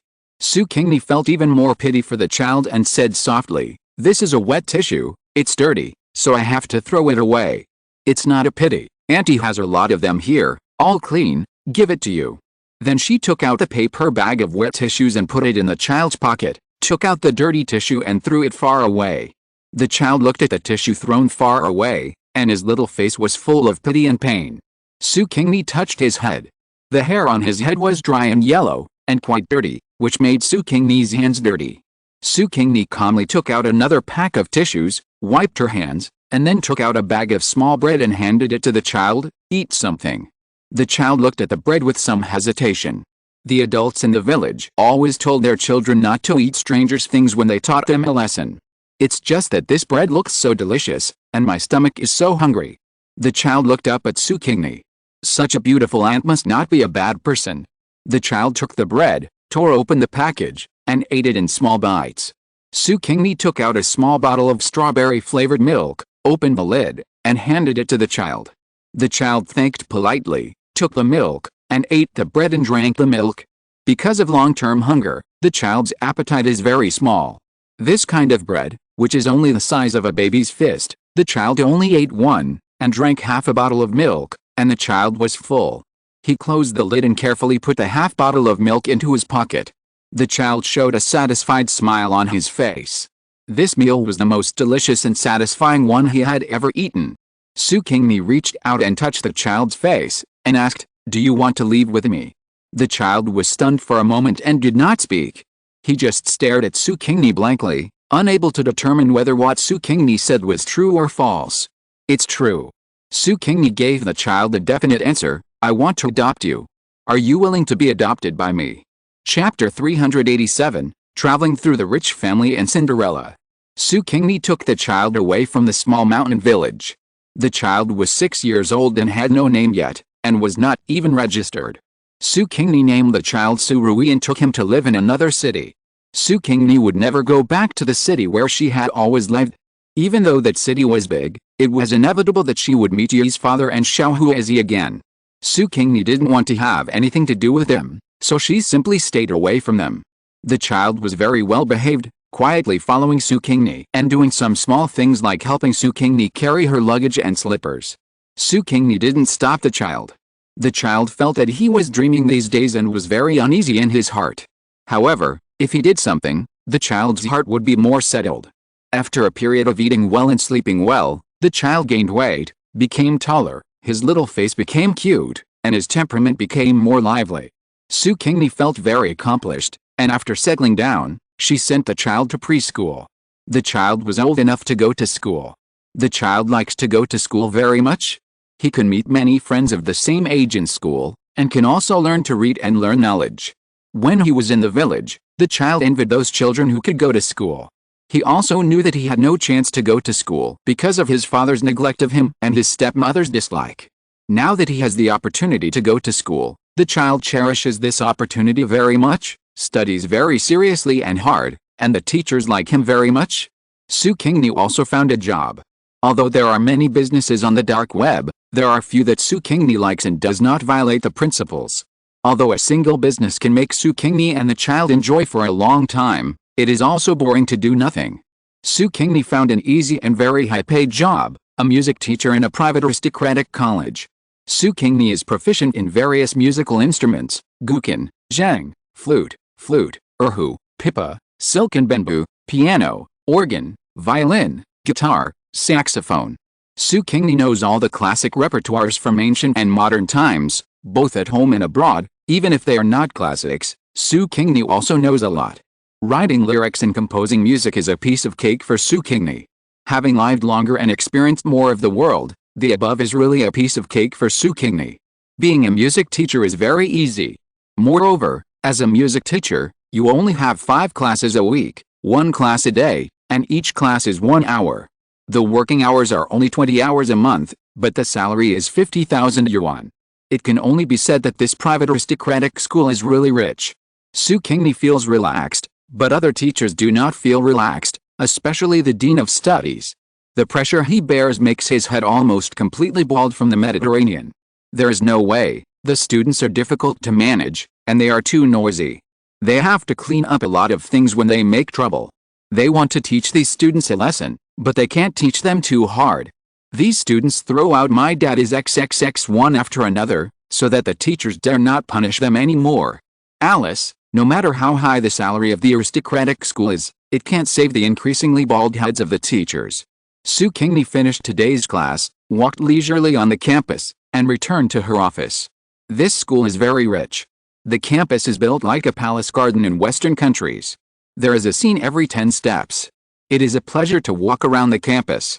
Suddenly, a girl turned out from the side path and was about to bump into Su Qingni. Su Qingni slightly turned her body to avoid the girl, and the girl fell to the ground.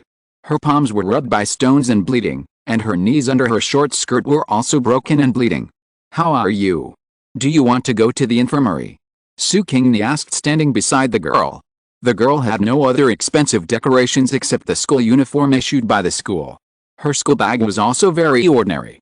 I think the girl was a child from an ordinary family specially recruited by the school.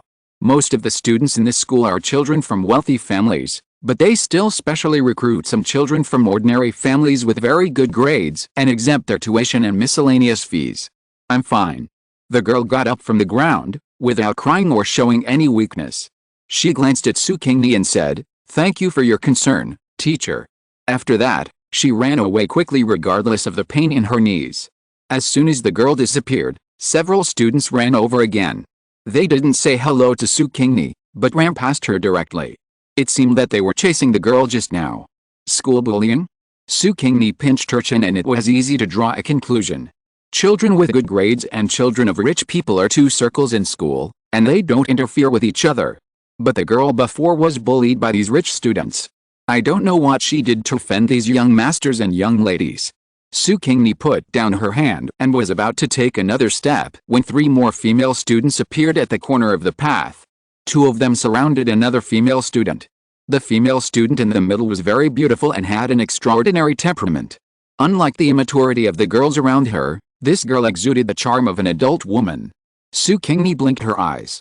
The soul and body of the female student in the middle were a little mismatched. Traveling through time. But what does it have to do with me? Exclamation mark. Su Qingni has traveled through so many worlds and has seen many travelers. However, not every traveler has a relationship with the original body she possessed, and not every traveler can make her happy. After so many times, Su Qingni can no longer be interested in travelers. As for the direction in which the 3 children were moving, they were also chasing the injured girl, which had nothing to do with her. Su Qingni simply left, leaving the 3 girls with her back. The girl in the middle frowned slightly, glanced at Su Qingni's back and asked the girl next to her, "Who is that woman?"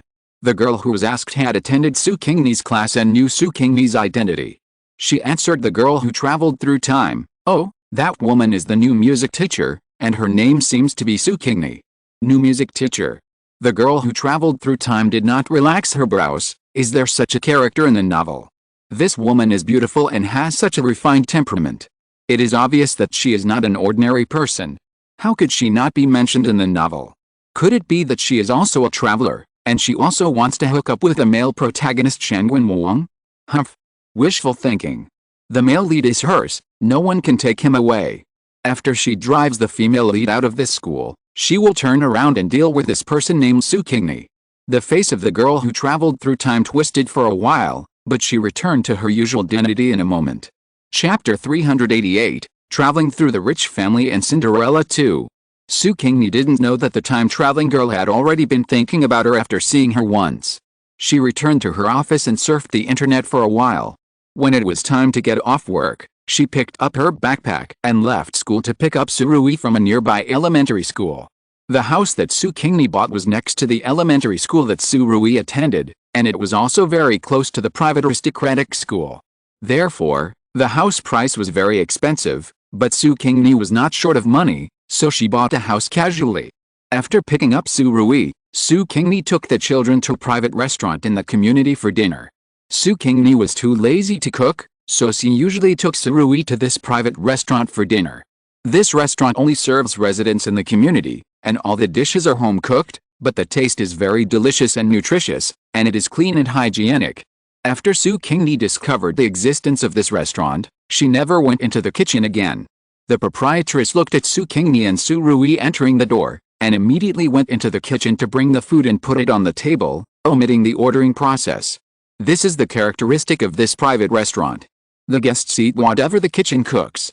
However, the dishes will not be repeated every day. Su Rui was digging at the food. He was not picky about food. In the mouth of a child who had not been able to eat enough for a long time, both green vegetables and radishes were as delicious as meat. After dinner, Su Qingni took Su Rui home. Along the way, Su Rui reported to Su Qingni about his day at school. Su Rui would tell Su Qingni everything, whether interesting or boring. He had no secrets from Su Qingni. Su Qingni occasionally responded with a word or two of praise for the child, which made the child extremely excited. After returning home, Su Qingni allowed the child to turn on the TV and let him watch cartoons for an hour. After an hour, the child turned off the TV very consciously, stood in the middle of the living room, and began to practice the bodybuilding movements that Su Qingni taught him. The child had been hungry for a long time and was tired, so his body had lost a lot of damage. Even if he used food and medicinal materials to nourish himself, he could not completely recover and become strong. Su Qingni then taught the child to practice bodybuilding movements, and through bodybuilding, his body became strong and made up for the loss. The child was able to grow taller and gain weight in such a short time, which was inseparable from his practice of physical training. Su Qingni was also practicing physical training in her room. She was used to practicing in every world. If she didn't practice, Su Qingni would not feel comfortable all over. It's a pity that this world cannot practice internal strength and cultivation, otherwise it would be great to practice directly on the bed. After practicing physical training, Su Qingni returned to the living room and found that the child had not even finished half of the movements. The child was serious and he would mark every movement very carefully before moving on to the next one. Therefore, he spent a long time practicing each time. Su Qingni taught him the simplest set of physical training movements, which only had 10 movements. It took the child 2 hours to complete them all. Su Qingni sat aside and browsed Weibo on her mobile phone. When the child finished today's training, Su Qingni took the child to the bathroom, poured a tub of hot water for him, and let the child take a bath by himself. After the child took a bath, Su Qingni rushed him to bed. The child had to go to bed early and get up early to be healthy.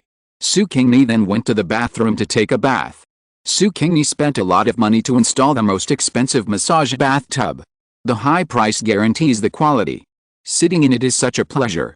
The next day, Su Qingni met the girl who was injured yesterday again. Her hands and knees were covered with band-aids, but she was even more embarrassed today than yesterday. The girl was surrounded and bullied by a group of rich students. On the 4th floor of the teaching building, the time traveler accompanied a good-looking boy to watch the movement below.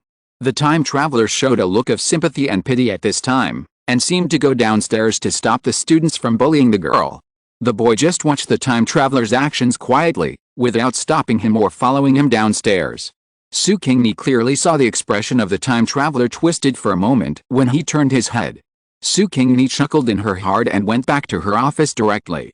With the time traveler as a good person, the girl today will not be bullied anymore. In the following days, Su Qingni could see girls being bullied by students in the college every day. However, this girl is an indestructible cockroach. The more she is bullied, the more she resists. She fights against those who bully her with full fighting spirit every day, and looks a bit like Shankai in idol dramas. Su Qingni felt that perhaps she had encountered a certain plot again. The love story of the campus prince and Cinderella, but because the female supporting role was a time traveler, the plot was changed. The female supporting role secretly made the heroine miserable, and she took the position and became the girlfriend of the campus prince. Why bother? Su Qingni saw that the girl was soaked, so she took her to her office and asked the girl to wash in the bathroom and throw the dirty clothes into the washing machine for washing and drying. The treatment of teachers in the college is very good. Not only is the salary high, but each teacher has a separate office. There is also a lounge bathroom and commonly used home appliances in the office to prepare for emergencies. It is imperative that every teacher lives a comfortable life at school as if at home. After the girl finished her shower and changed back into her own clothes, she walked to the sofa where Su Qingni was sitting, bowed deeply, and thanked her. "Thank you, teacher." "You're welcome." Su Qingni pointed to the refrigerator. "There are juices and cola in it, take whatever you want to drink."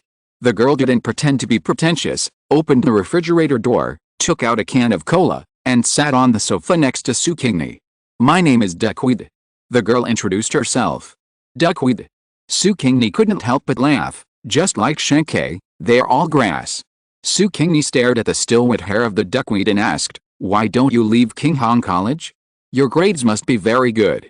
If you transfer, there will definitely be many schools willing to accept you, right? If I transfer, those who bully me will think that I can't stand it anymore and retreated. They will laugh at me." The duckweed puffed up her cheeks and said, "I don't want to be a deserter. It's not a question of whether you are a deserter or not." Su Qingni felt that the idea of the duckweed was very strange. If she didn't want to be a deserter, she would always be bullied by people in the school, and the more she resisted, the more she was bullied. It was like a vicious cycle. In Su Qingni's opinion, it would be best to break this cycle, get away from a group of guys who only bully others, and live a good life. When she grows up to be stronger than their parents, it won't be too late to come back for revenge. What good does it do for the duckweed to be in a stalemate with those people like this? Chapter 389, Traveling Through the Rich Family and Cinderella 3. What good will it do for Jinayuzeo to be in a stalemate with those people? There is no benefit at all. Su Qingni couldn't help but guess. "You didn't stay in Qinghong College because of Shangwen Wang." Jinayuzeo widened her eyes. "How is it possible? Although I have heard of Shangwen Wang's name and know that he is the prince of Qinghong College, I don't know him. How can I stay for him?" Jinayuzeo suddenly realized, "Those who bullied me thought that I like Shangwen Wang, so they bullied me. But that's not right. There are so many people who like Shangwen Wang in the school. Why don't they bully those people, but bully me? Is it just because I am not a child from a rich family? How can they be like this? Is being rich a big deal? Their money is earned by their parents, but do they earn their own money? Humph, spending their parents' money and relying on their family's power to bully others. These people are just like disgusting cockroaches." Jinayuzeo seemed to have found an outlet for venting, and scolded the rich students in the school, not just those who bullied her, but all the rich students. "I didn't expect this girl to be so anti-rich. Since you hate the students in this school, why do you still stay in this school?" "Because I don't want to be a deserter." "Don't you think that the bullying and fighting have disturbed your study life? You put your energy into fighting other students. How much energy do you have to study? Can you guarantee that your grades will not drop? Can you guarantee that you can get the top 10 in the final exam and guarantee that you will still get a scholarship, instead of being persuaded to drop out of school because of your declining grades?" Su Qingni pointed out the point that Jinayuzeo cared about the most. Jinayuzeo. Her family's economic conditions are not very good. There are 5 brothers and sisters in the family, and her parents' salary has to support so many people, which is tight. In order to reduce the burden on her parents, she chose to study in Qinghong College, because here not only does it waive tuition and miscellaneous fees, but also gives a very high scholarship every semester, which is the sum of her parents' 3-month salary. With such a sum of money, the family can also have better food. Now, Su Qingni's words poured a basin of cold water on Jinayuzeo, making her feel cold all over. Yes, since she confronted those who bullied her, she has spent less energy on studying, and her monthly exam scores have dropped. If this continues, she will not be able to think about the scholarship this semester. If her grades do not meet the school's standards, she will have to pay tuition fees to the school. The tuition fees of this kind of aristocratic school are 10 or even 20 times that of ordinary schools. It is simply not worth it. The duckweed couldn't help but regret it. Regardless of whether he was a deserter or not, the duckweed had the idea of transferring to another school. Instead of being bullied in Qinghong College and having no time to study, it is better to transfer to an ordinary college. Although there is no high scholarship there is no high tuition fee, and you can concentrate on studying. "Teacher, Thank you for your reminder. The duckweed stood up and bowed to Su Qingni again, and then left. She was going to find the principal to handle the transfer procedures. The duckweed was very efficient. The next day, the duckweed was no longer seen in the college. Those students who were used to bullying her felt bored. However, after a few days, they were no longer bored. They had a new target for bullying, that is, the music teacher Su Qingni. Su Qingni came to the classroom for class, pushed the door, and a basin of water poured down. Su Qingni quickly stepped back, caught a basin of water that fell at the same time with her right hand, and danced in front of her body, and the water was caught in the basin. Su Qingni poured it to one side again. The students sitting in the first 3 rows of the classroom were more or less splashed with dirty water. Those students screamed, jumped up one by one, rushed out of the classroom, and went back to take a shower and change clothes. Su Qingni let these people run away, walked into the classroom, smiled at the remaining stunned students, and said, "Who can tell me what happened that made you students dare to play a prank on me, the teacher?" Su Qingni's smile was very kind, but it made the remaining students shudder. How terrible. The students realized that they had provoked someone who should not be provoked. "Who can tell me?" Su Qingni asked again. The poor students were trembling, and no one dared to say anything. Su Qingni's eyes moved around the students and fell on a boy with yellow hair. "Tell me, what's going on?"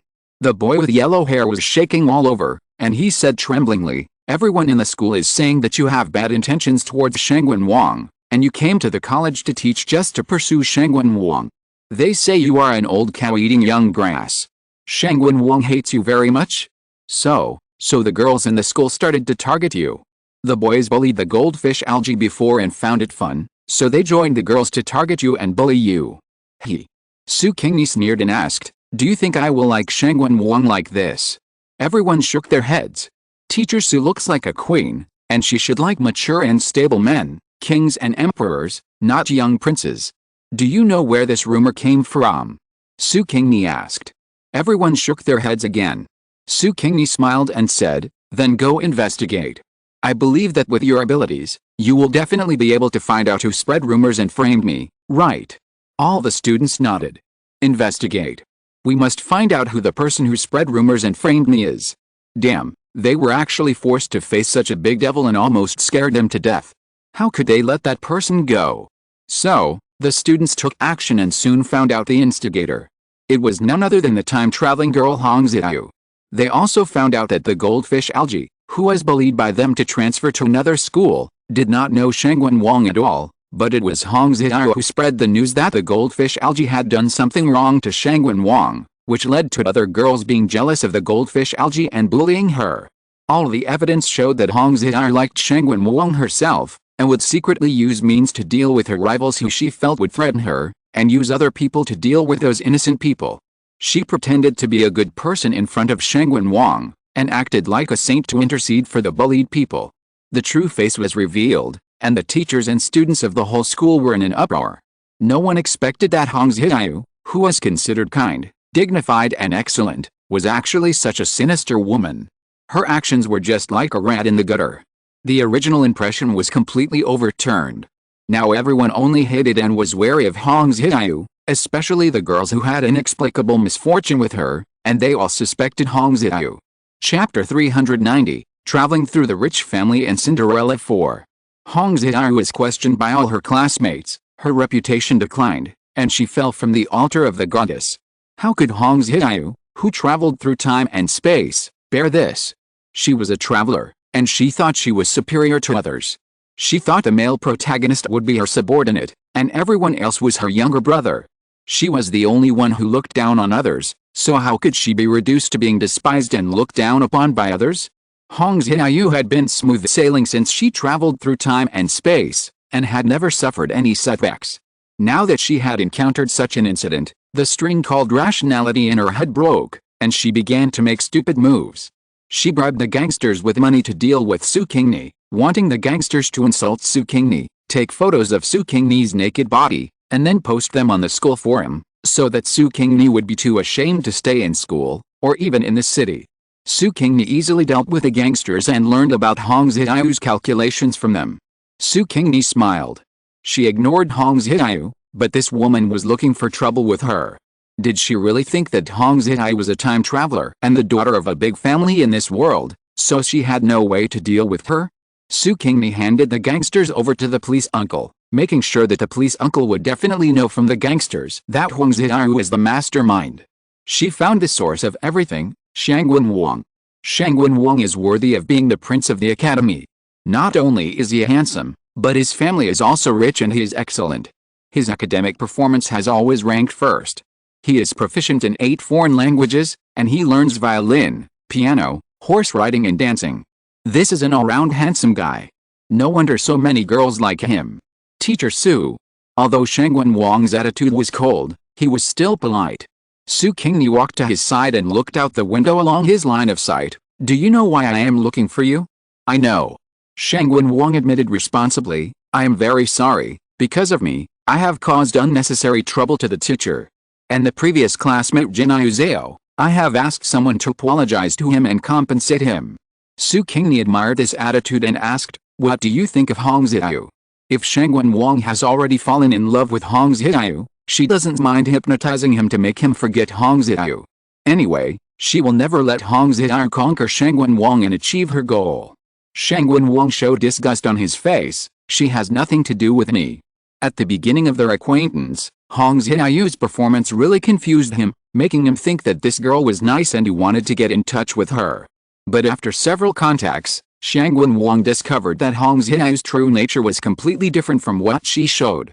She was essentially a greedy, vulgar and vicious woman, and she was just good at pretending. But living in a large family and having seen many women who were better at pretending, Shangwen Wang only needed to pay a little attention to discover Hong Zhiai's true face. Shangwen Wang was still puzzled. The Hong family was also a large family. It was impossible for them to raise their children without paying attention. How could they raise a daughter like Hong Zhiai? She was just like an ordinary woman with poor upbringing. Of course, he didn't know that the real Hong Zhiai was indeed a well-educated noblewoman from a noble family, but the current Hong Zhiai was not, and her core had been replaced long ago. Su Qingni was very satisfied with the answer, and told Shangwen Wang about Hong Zhiai's next plan, reminding Shangwen Wang to be careful. Hong Zhiai plans to drug you and have sex with you at the Halloween party next week, and let you take responsibility. You should be careful. Shangwen Wang's face suddenly darkened, I won't give her this opportunity. After the police officers learned about the person behind the scenes from the gangsters, they invited Hong Zhiai to have tea. Hong Zhiai was asked to leave in the school. When the students saw this scene, they despised Hong Zhiai even more. Some male students who were obsessed with Hong Zhiai because of her looks also gave up their good impression of her. After the Hong family got the news, they wanted to get Hong Zhiai out, but Shangwen Wang stopped them. Are you kidding? Let Hong Zhiai out to continue coveting herself? Let her stay in the police station. The Shangwen family is much more powerful than the Hong family. The Hong family was still puzzled as to why Shangwen Wang would stop them. After knowing the reason, the Hong family felt that Hong Zhiai had brought it upon herself. However, they could not ignore Hong Zhiai, so they could only go to Shangwen Wang to apologize, hoping that Shangwen Wang would let Hong Zhiai go. Shangwen Wang didn't want to agree at first, but the elders of the Shangwen family thought that they shouldn't make an enemy for the family for some trivial matters, so they agreed to the Huang family's request. This made Shangwen Wang a little dissatisfied, because they were not the ones coveted. The young man felt a little hurt, and in a rage he packed his luggage and ran away to study abroad. Even if Hong Zhiai came out of prison, he couldn't find him, and couldn't carry out her plan of getting Shangwen Wang's people first, and then getting Shangwen Wang's heart. Hong Zhiai had been to the police station once, but she didn't restrain her behavior. After knowing that Shangwen Wang went abroad, she was furious and thought that everything was Su Qingni's fault, and she treated Su Qingni even more crazily. This time, she used money to buy Su Qingni's life. Su Qingni calmly handed the person who hired her with a cart to the police uncle, promising that the person would tell the truth, and the evidence was enough to catch Hong Zhiai. Hong Zhiai was caught in school again, and her classmates didn't know how to comment on her behavior of breaking the law in just a few days.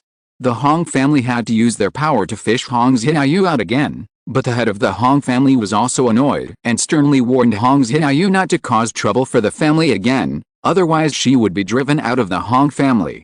As a high-ranking traverser, how could she be threatened by the natives? These two incidents did not teach Hong Zhiai a lesson, and she wanted to retaliate against Su Qingni even more frantically. Su Qingni was fed up and found Hong Xiaoyu. She originally wanted to hypnotize Hong Xiaoyu to make her forget everything and become a person without memory to start over. As a result, she found that the soul of the original owner, the real Hong Xiaoyu, still existed in Hong Xiaoyu's body, but was suppressed by the soul of the Traverser and fell into coma. Su Qingni forced the soul of the Traverser out of Hong Xiaoyu's body and kicked it into the underworld. The soul of this outsider will be judged by the shadow of the underworld in this world. After the real Hong Xiaoyu woke up, she had no memory of the time when the time traveler came. The Hong family found that although their daughter had lost her memory for a period of time, she had returned to her former self, who was truly well-behaved, polite, and would not cause trouble. However, because of the trouble caused by the time traveler, Hong Xiaoyu's reputation in the city became very bad, and the Hong family had to send Hong Xiaoyu abroad. Chapter 391, Traveling Through the Rich Girl in Cinderella 5. Hong Xiaoyu and Shengwen Wang both left, and the school returned to its ordinary daily life. Su Qingni taught one class every day and received a generous salary. Her life was so comfortable. After the students in the school knew how powerful Su Qingni was, they were afraid of her. No one dared to make trouble or talk in Su Qingni's class. This made the Dean of Studies want Su Qingni to be the head teacher of the class to discipline those unruly students. Su Qingni refused for the first time. Although the salary of a head teacher is 5 times higher than that of a music teacher, it is too laborious and there is no way to enjoy being a leisurely music teacher. But the Dean of Studies came to Su Qingni from time to time to cry and let Su Qingni look at his hairy head. Su Qingni couldn't bear it anymore. She sympathized with the Dean of Studies from time to time, but was annoyed by him. Finally, she agreed to be the head teacher of a class. The Dean of Studies was overjoyed and hurriedly gave Su Qingni one of the most difficult classes in the school. Su Qingni walked around the classroom and communicated with the students with a smile about the teacher-student relationship. All the students became well-behaved and would no longer make trouble in other teachers' classes. They all began to study hard and make progress every day, and even raised money to ask teachers of various subjects to tutor them on previous knowledge points. The teachers were surprised and the dean was delighted. A year later, the students in this class took the college entrance examination, and everyone scored very ideal scores and was admitted to key universities. This made the parents who thought they were going to send their children abroad for gilding overjoyed. Not only did they donate money to the school, they also gave Su Qingni a generous thank you gift. Su Qingni accepted it with a smile. She is not short of money now, and her life is no worse than those of the rich families. Because the child eats well and exercises physical training, he has grown a lot taller and has caught up with the height of normal children of this age. This day, the child came to Su Qingni and said that the teacher wanted to meet the parents. Su Qingni thought the child was in trouble at school, and she was thinking about which blind boy dared to bully her child, and she wanted to help the child. As a result, the teacher told Su Qingni, the child's physical fitness is very good, running very fast and with strong endurance. The physical education teacher suggested that the child become a sports student and learn long-distance running. Maybe he can become a formal athlete when he grows up and participate in national-level competitions. Su Qingni, this is the effect of practicing physical skills. Su Qingni looked at the child. What do you think? I respect your choice. The child blinked with expectation and said, I want to try. Su Qingni said, then you try it. But even if you try, you must understand that persistence can produce results, and you can't give up easily. The child nodded vigorously, I understand. In this way, the child began his sports career. The child was still young and couldn't run too long, so he first practiced a 1,000-meter race. When he got older, the coach asked him to switch to a 5,000-meter race. The 5,000-meter race is one of the important events in the Olympic track and field competition. Unfortunately, this competition is dominated by foreigners. There are no Asians who have made a name for themselves in this event, especially in the flower country. Almost no one has entered the 8,000-meter and 10,000-meter events. The child's coach is very optimistic about the child, thinking that the child may be able to break the zero breakthrough of the flower country in the 2 events, and he is more attentive to the child's teaching. The child joined a city sports team when he was 10 years old, and joined the provincial team at the age of 12. He represented the provincial team in the competition and won the championship in the junior group. After that, he was recruited into the national team. The child grew up in an alternative way. Su Qingni was relieved to let the child fly out. However, Su Qingni still personally sent the child to the capital and watched the child enter the base of the national team. Before parting with Su Qingni, the child asked Su Qingni if he could teach the physical training he practiced to others, and Su Qingni agreed. Soon after Su Qingni returned to the city where she lived, there was an extra sum of money in her account, which was the reward paid to her by the country. After the child taught the physical training to his peers, it attracted the attention of the sports committee. After verifying the effect, the sports committee promoted this physical training, let every athlete practice it, and reported this physical training to the country. The country promoted physical training in the army, which greatly improved the individual combat effectiveness of the soldiers. Su Qingni is now a star class teacher, and many rich people want their children to join the class managed by Su Qingni. Today's parents still value knowledge and diplomas. Although they can send their daughters and sons abroad for gilding, it is a very face-saving thing for their sons and daughters to be admitted to a good university. Su Qingni has just sent another class of students to college. She is going to take a break and not be a class teacher. But the dean and the school did not agree. The parents of the students are looking forward to Su Qingni's class. If she doesn't become a class teacher, how can she explain to those parents who have made huge donations to the school? So, the dean and the principal came to Su Qingni every day to grind her and let her give up her decision and continue to be a class teacher.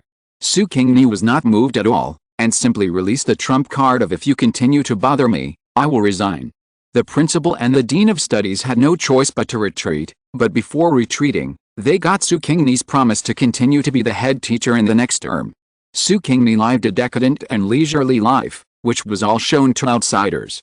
In fact, Su Qingni spent all her time looking for the extremely yin land. She has been in this world for many years, and there has been no clues about the extremely yin land.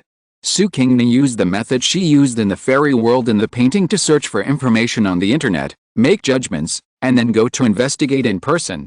Finally, after spending half a year, Su Qingni found the extremely yin land and buried the netherworld stone. The most important thing was solved. Su Qingni was in a good mood and accepted a problem class pushed by the dean of studies. She continued to be the head teacher and corrected a group of problem students into good students who loved to study. On this day, Su Qingni returned to the office and received a registered letter sent by the communication room. When she opened the registered letter, there was a wedding invitation inside. A very exquisite wedding invitation. The golden words on the invitation are written in real gold, which shows that the poster is a wealthy person. When I opened the invitation, I saw that it was written on it, "Teacher Su Qingni, we will hold a wedding banquet for Shangwen Wang and Jinayuko on XXXXXX, week X, and we cordially invite Teacher Su to come." The signatures of the groom and the bride were written respectively, which were Shangwen Wang and Jinayuko. These two people are actually together? Could it be that they are really the male and female protagonists of a romance novel, and no matter how others sabotage the plot, they will eventually be together? If you're listening to this novel on a channel other than Fanfic World, it means they downloaded and uploaded it without effort. We cordially invite you to visit our channel, Mundo Fanfic Novelis. There you'll find the original version of this story and you can explore many other novels of various genres. We're waiting for you to immerse yourself in a world of incredible novels. Chapter 392, Traveling Through the Rich Family and Cinderella VI. Su Qingni went to attend the wedding banquet of two people. She was still very interested in the two people being together. Su Qingni met Jinayuko in the bride's lounge. Jinayuko was very grateful to Su Qingni, the teacher who had helped her and persuaded her to wake up. She was deeply impressed by Su Qingni, otherwise she would not have gotten married and would not have sent Su Qingni a wedding invitation. Su Qingni learned from Jinayuko how she and Shangwen Wang met. After Jinayuko transferred to an ordinary school, she was admitted to the best university in the country through her own efforts, and got the opportunity to study abroad through hard work. She and Shangwen Wang met at a foreign university. When the two talked, they both went to King Hong College, and then remembered who the other was through recollection. I couldn't help but sigh.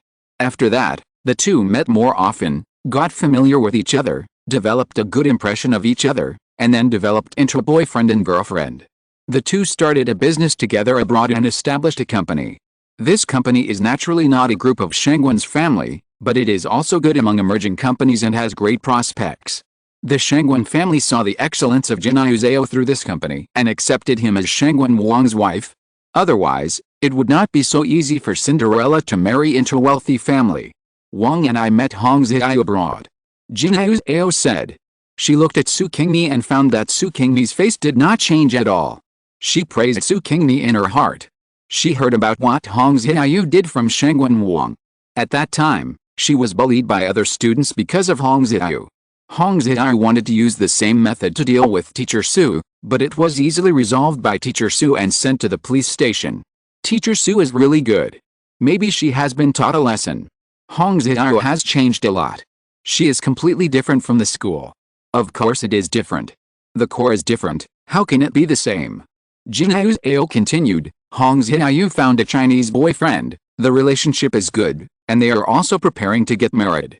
After marriage, she will not return to China, and will live abroad with her husband.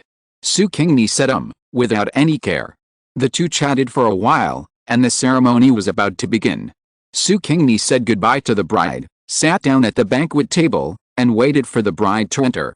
The bride's father personally handed the bride to the groom, and the groom and the bride smiled at each other, their smiles filled with happiness. Su Qingni also smiled.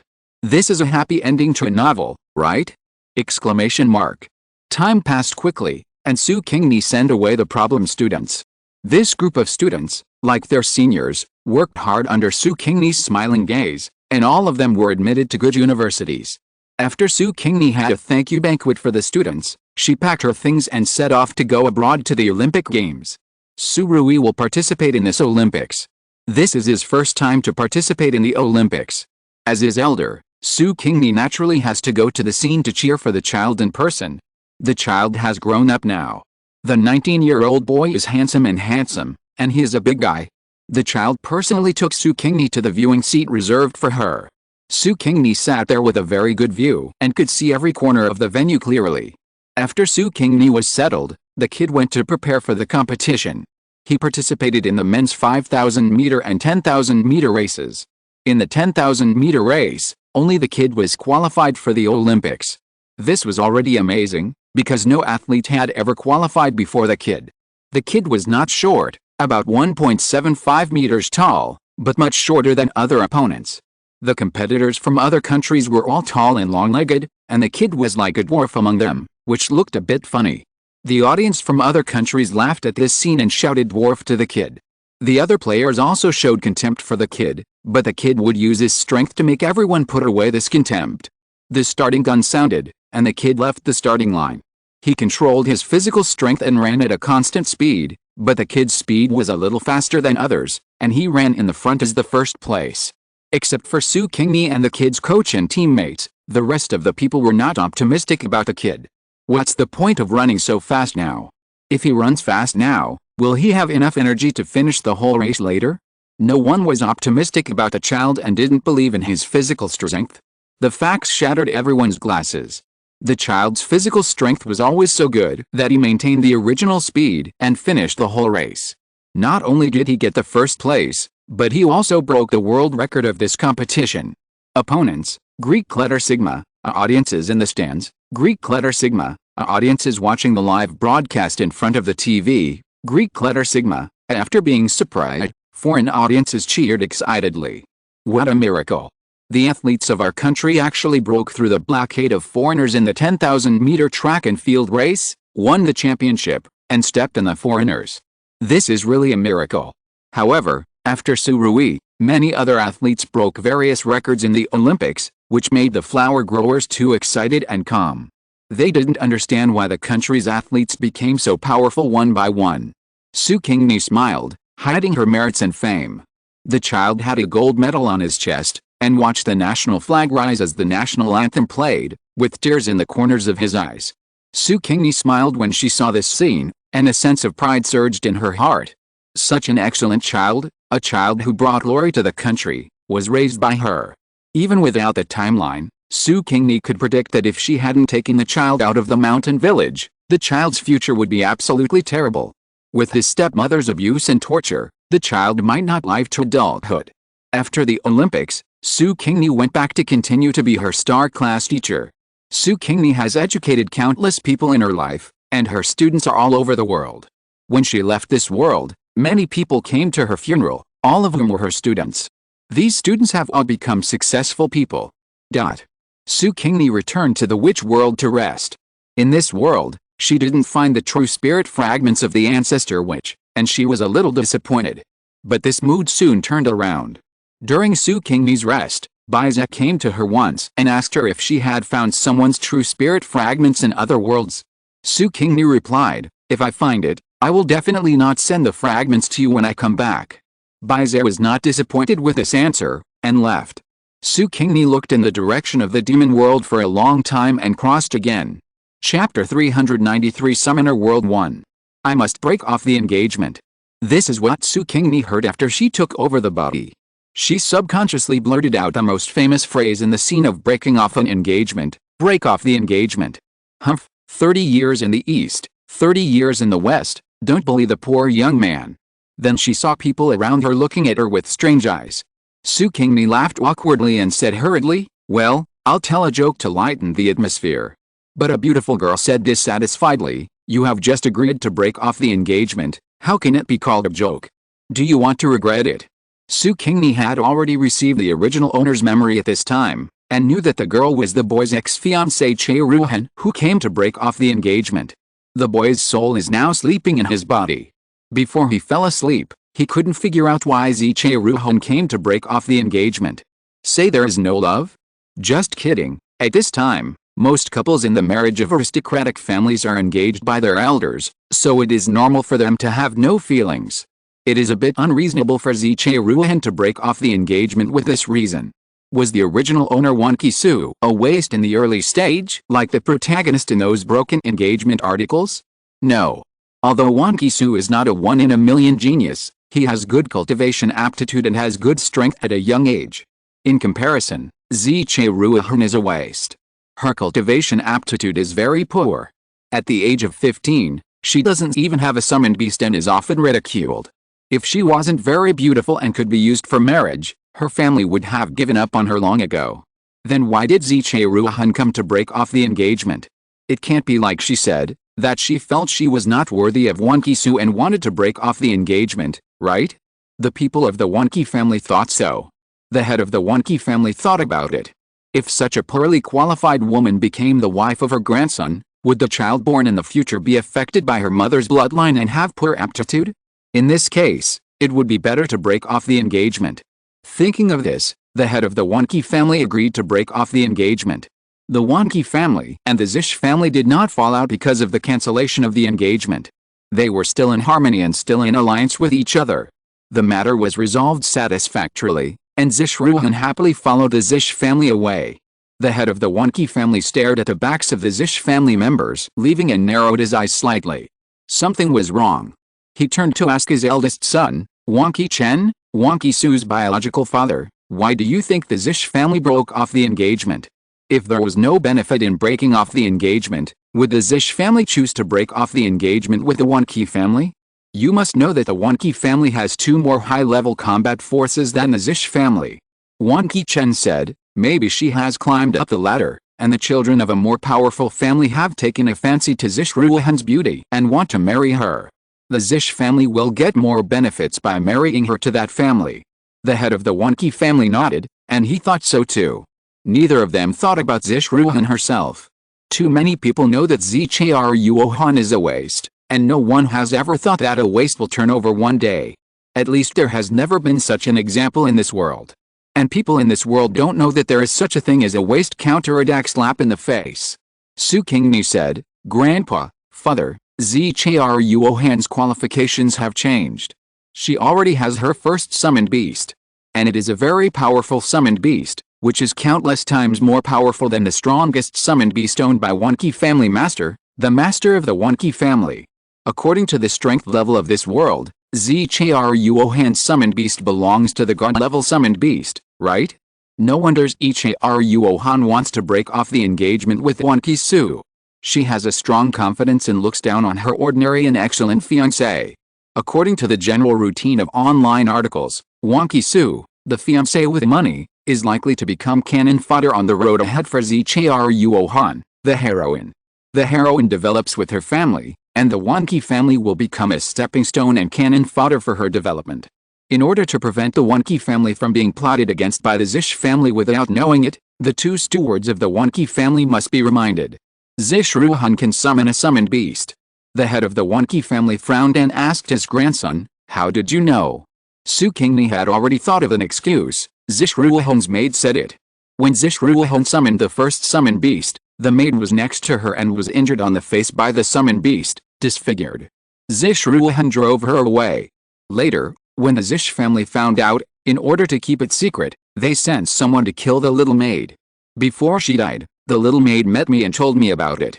Grandfather, father, the Zish family did something like killing people to silence them, which shows that the summoned beast summoned by Zish Ruohan is not simple. If other people knew what it summoned, I'm afraid many people would not want Zish Ruohan to grow up. The head of the Wenqi family and Wenqi Chen frowned tightly. Let's not talk about anything else. Just look at what happened to the Ziche family today. They would rather bear the bad reputation of breaking off the engagement, and they must make Ziche Ruohan break off the engagement with their grandson. I'm afraid the Ziche family has never thought about Ziche Ruohan marrying someone else and getting a bargain with someone else.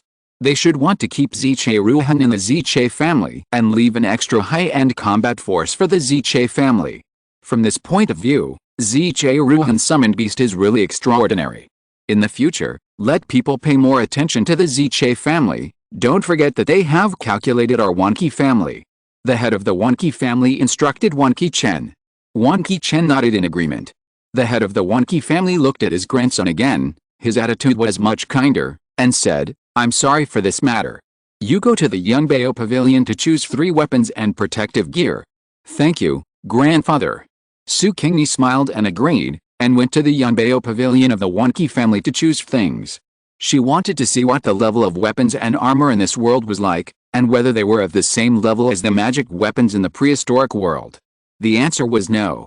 In a world as advanced as the prehistoric world, any magic weapon would be a magic weapon among magic weapons in other worlds, and it was not comparable to the things in other worlds. However, the weapons and magic weapons in this world have the characteristics of this world, which is not bad.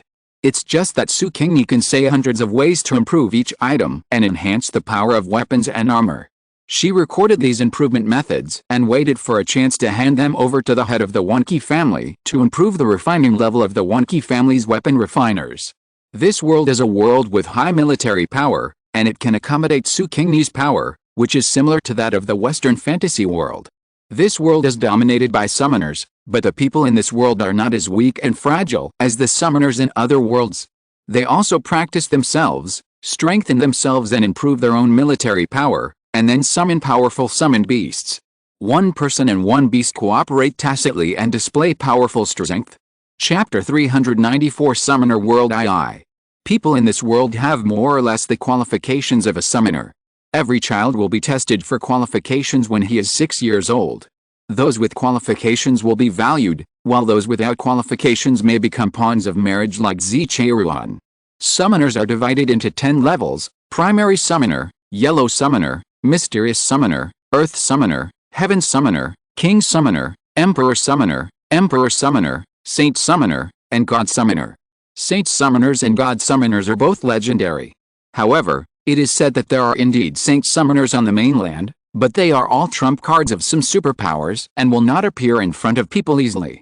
As for God Summoners, that is really a legend in legends. For tens of thousands of years, no one has reached that level. Su Qingni raised her left hand, and there were 2 hexagrams on the back of her hand, which meant that the original body Wenqi was a second-level Yellow Summoner. However, the 3 corners of the second star were dim, which meant that the original owner's strength was the intermediate strength of a Yellow Summoner. Each corner of the hexagram represents a small realm in each level. Each level of Summoner has 6 small realms. When all the small realms are complete and the hexagram is complete, the virtual shadow of the hexagram of the next level will appear. At this time, the summoner can summon the next summoned beast. When the summoned beast is summoned, the hexagram of the next level will turn from virtual to real.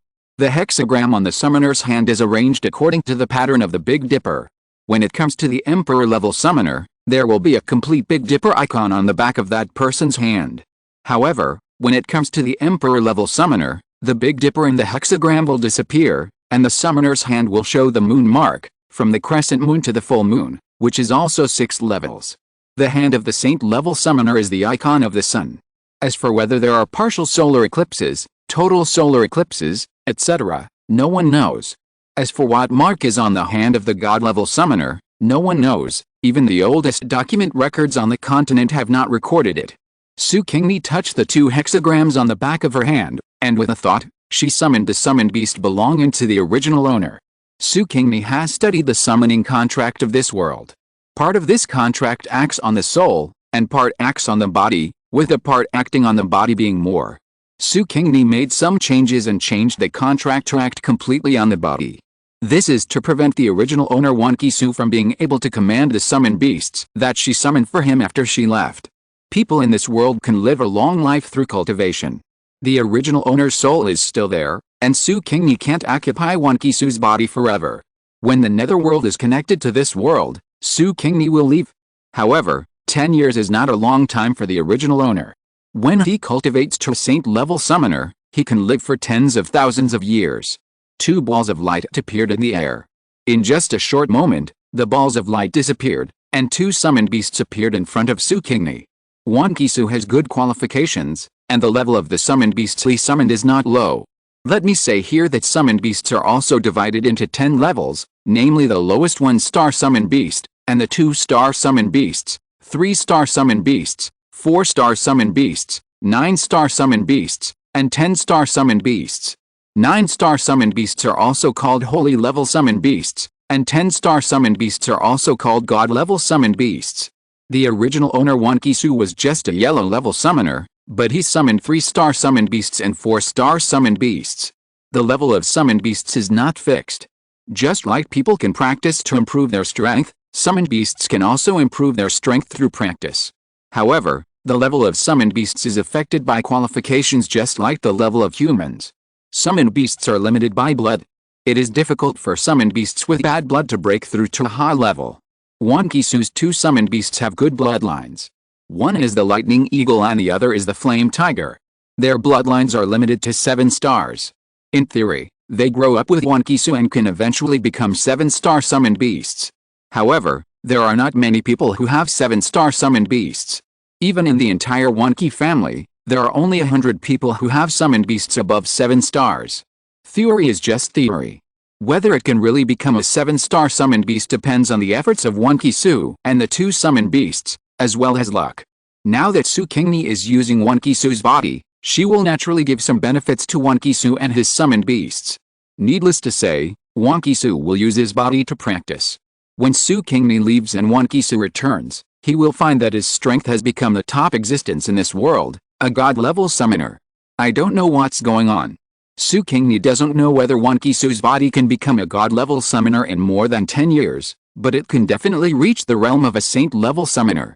Therefore, Wan Qisu won by lying down. On the summoned beast side, a gray bracelet appeared on Su Qingni's left wrist.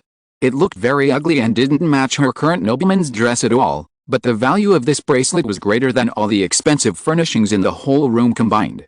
In addition, the things inside the bracelet, even if the entire Wan Qi family was sold, it would not be worth the entire bracelet and the items inside.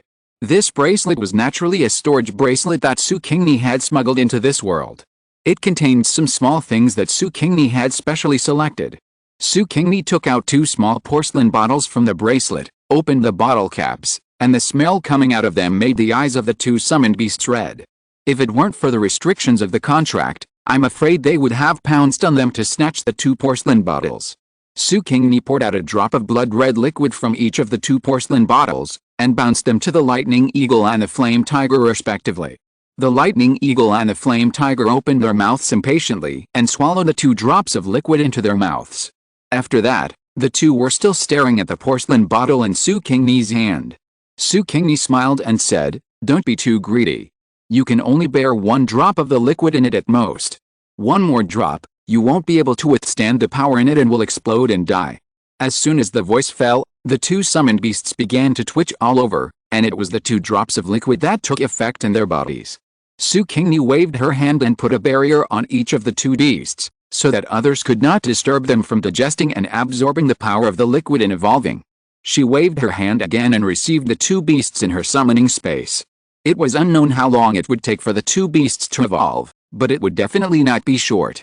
The 2 drops of liquid were good stuff, the blood of the golden winged rock and the white tiger, the blood of the top demons and mythical beasts. After the 2 beasts absorbed and digested it, they might be able to evolve into the mythical beasts of this world. Chapter 395 Summoner World III. Su Qingni collected a lot of blood from big monsters, even the blood of dragons, phoenixes and unicorns. Su Qingni has it here. It's not the blood of dragons and phoenixes at the level of the 4 sea dragon kings, but the blood of the ancestors during the war between the 3 tribes. These were all collected by How To. How To collected these bloods at the beginning, thinking of using them to make pills. However, the people of the witch tribe were born without this string in making pills. Su Qingni went out, and later saw that Su Qingni had learned Liuzi's alchemy and had good morals, so she gave Su Qingni a series of alchemy materials she had collected. Among them were the bloods of the top strong men of the 3 tribes. Inspired by How To, when the witches and liches fought later, Su Qingni also had decided to collect blood secretly, which allowed her to collect a lot of blood. Haha, can you say that she even collected the blood of the 12 ancestors of witches? Well, she also collected the blood of the 3-legged golden crow. Dijun collected a bowl of blood, and Tai collected less, only half a small bottle. This half bottle of blood is Su Qingni's treasure, and she will never use it to make pills. After dealing with the 2 summoned beasts, Su Qingni began to study the cultivation method of Wanqi Su. The cultivation method of the Wanqi family can only be ranked as medium in this world. After all, the Wanqi family is just a medium-sized family in the entire summoning continent. The cultivation methods of those big and top families are the best in this world. Also because of the cultivation methods, the masters of big and top families are more numerous and more powerful, and their status is more stable. It is very difficult for other families or 3 people to catch up with the top and big families. Su Qingni read the cultivation method from beginning to end, found 300 places that could be improved, and made changes. After this change, the cultivation method of the Wanqi family became a peerless cultivation method, which is much better than the cultivation methods of those top families. Su Qingni began to practice according to this modified cultivation method. Because of the problem of more than 10 years of habit, the power in the body did not run smoothly at first, which took Su Qingni a lot of energy. But after moving for a week, these powers became smooth, running happily along the new route of exercise, and the speed was more than 3 times faster than the speed of the old exercise. Su Qingni was immersed in cultivation, and the power in her body increased little by little. The second hexagram on her left hand kept flashing, and the dim places began to be covered with silver, and the light filled the entire hexagram little by little. At dinner time, Su Qingni, who was immersed in cultivation, did not come out to finish her meal. The servants did not pay much attention to it. This kind of thing often happens. Summoners are obsessed with cultivation. Sometimes they don't eat or rest for a day or 2. It's not just Wanqi Su who is like this, other summoners are also like this. The head of the Wanqi family once didn't eat, drink or rest for 10 days and a half months. However, his realm is high and his strength is strong, so there is no effect of not eating or drinking for 10 days and a half months. Wanqi Su is young and weak, but it's not possible. He can only go without food for 2 or 3 meals at most. Otherwise, people will starve. After a night, Su Qingni didn't leave the door or eat breakfast. The servants were still not in a hurry. At noon, Su Qingni still did not go out for lunch. The servants could not help but murmur, "The young master has practiced for a long time this time. Has his strength made a breakthrough?" At dinner, Su Qingni still did not come out to eat. The servants in her yard could not sit still, and they stood outside the door worriedly, fearing that something might happen to the people inside. But these servants did not dare to disturb the people inside the house, fearing that the people inside were in the middle of practicing, and if they were disturbed, their practice would be deviated and their bodies would be damaged and they would be possessed, then they would be dead. The next day, the people in the house had not come out, and the servants were completely panicked. They still did not dare to disturb the people in the house, and hurried to report to the parents of the young master in the house. Mrs. Wanqi was panicked when she heard the news, and was worried about going to her son's yard to check the situation. Mrs. Wanqi was also a summoner, with a level of heavenly summoner, which was considered a small master. Naturally, she had the means to investigate the situation in the house without disturbing the people in the house. Wanqi Chen was also worried about his son, so he followed his wife to Wanqi Su's yard. All the servants in the yard were guarding the door of Wan Qisu's bedroom, their faces full of anxiety and worry. They didn't need to pretend, because Wan Qisu was their master. If there was any accident, even if the master was generous, they would definitely be punished. Maybe they would even be driven out of the Wan Qi family. They were just ordinary people. How could they survive without the protection of the Wan Qi family? Wan Qichen and Madame Wan Qi looked at the closed door, and their hearts tightened again. Their son hasn't gone out for a day, 2 nights and an afternoon. If it's cultivation, it's too long, right? With his current level of strength, he can only be in seclusion for a day and a night at most. What was his son doing with this extra night and afternoon? Did he faint because of a demon? Madame Wan Qi thought more. Wan Qichen did not tell his wife the truth about Zishruhan's cancellation of the engagement and his son's reaction. Madame Wan Qi thought that her son liked Zishruhan and was sad because his engagement was cancelled, so he hid in the house. Perhaps because of the influence of emotions, he became obsessed when practicing. Wan Qichen and Madame Wan Qi immediately released 2 summoned beasts. Both summoned beasts were 5-star summoned beasts. Their bodies could grow larger or smaller. As soon as they came out, they became the size of a fly and flew into the house through the window. After a while, both summoned beasts flew out and flew to the ears of Wan Qichen and Madame Wan Qi respectively, reporting the situation in the house to them. Suer is still practicing? Didn't he become obsessed with fire? The two were surprised to get the affirmative answer from the summoned beasts. Can his son's strength support him to practice for so long? Does this mean that his son's strength has increased? Thinking of this, the couple showed surprise and expectation on their faces. The two looked at each other, and without disturbing their son in the house, they asked the servants to bring 2 chairs over, and the two sat in the yard waiting. The head of the Wan Qi family, who was also very concerned about his grandson, could not hide this movement. Not long after, the head of the Wan Qi family came to Wan Qisu's yard and waited in the yard with Wan Qichen and his wife. Fortunately, they didn't have to wait for a day and 2 nights. 2 hours later, there was a movement in the house. Probably because they noticed a movement outside the house, the person inside opened the door and walked out. The realm that had just been promoted had not been completely stabilized, and it was revealed all of a sudden. Suer, you became a 1-level summoner. Chapter 396 Summoner World 4. The head of the Wan Qi family, Wan Qichen and Madame Wan Qi stared at Su Qingni in great surprise. His son became a 1-level summoner at the age of 15. This speed of improvement is not much different from those famous geniuses on the mainland, right? Haha, with such a descendant, the future of the Wan Qi family is promising. The head of the Wan Qi family is the oldest and the most calm. After being happy, he said, Suer, you eat first to fill your stomach, then take a bath and change clothes, and follow me to the summoning altar. Wan Qichen and Madame Wan Qi then remembered that although their son had entered the ranks of 1-level summoners, he had not yet summoned a summoned beast, so he was not a formal 1-level summoner. Madame Wan Qi immediately ordered the servants to quickly bring the food to Su Qingni. Because they didn't know when Su Qingni would come out of retreat, the food in the yard was always prepared. The servants quickly brought a bowl of white porridge with rice oil and a plate of snacks and a few side dishes. Since the head of the Wan Qi family and the original parents were waiting on the side, Su Qingni finished her porridge and snacks in a few mouthfuls, and went to the bathroom to take a shower and change clothes. When Su Qingni changed her clothes and went out, the head of the Wan Qi family had already left. He was going to prepare to open the family summoning altar, and he also had to notify the elders of the family to witness. This world is divided into 2 continents, inhabited by summoners and summoned beasts respectively. There are natural barriers and prohibitions between the 2 continents, and the 2 parties cannot go to each other's continent. If the summoned beast wants to come to the human continent to see the world, it can only be done through human summons. If the summoner who signed a contract with the summoned beast is disappointed, the summoned beast will be forcibly sent back to the summoned beast continent by the power of the contract. Not all summoned beasts want to come to the human continent to see the world. If humans want to summon them, it depends on their mood and whether they are willing to accept the summon. Therefore, when humans summon summoned beasts, sometimes luck is also required. If you have bad luck, you can only summon beasts of the same level as you. If you have good luck, you can summon beasts that exceed the summoner's level, just like the original Wan Qisu, who summoned beasts of the 3rd and 4th levels when he was only at the 2nd level, and Ziche Ruhan's luck can be said to be bursting, and she actually summoned a divine beast. Su Qingni thinks that Ziche Ruohan may be the protagonist of a strong female novel.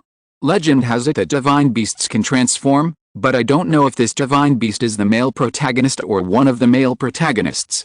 Although summoners can summon at any time and any place, in view of the above situation, in order to improve the summoner's luck value, so that more summoned beasts that meet the summoning conditions can hear the summoner's call, and let the summoner choose the most powerful and most suitable one among them, the people and forces with conditions have built a summoning altar.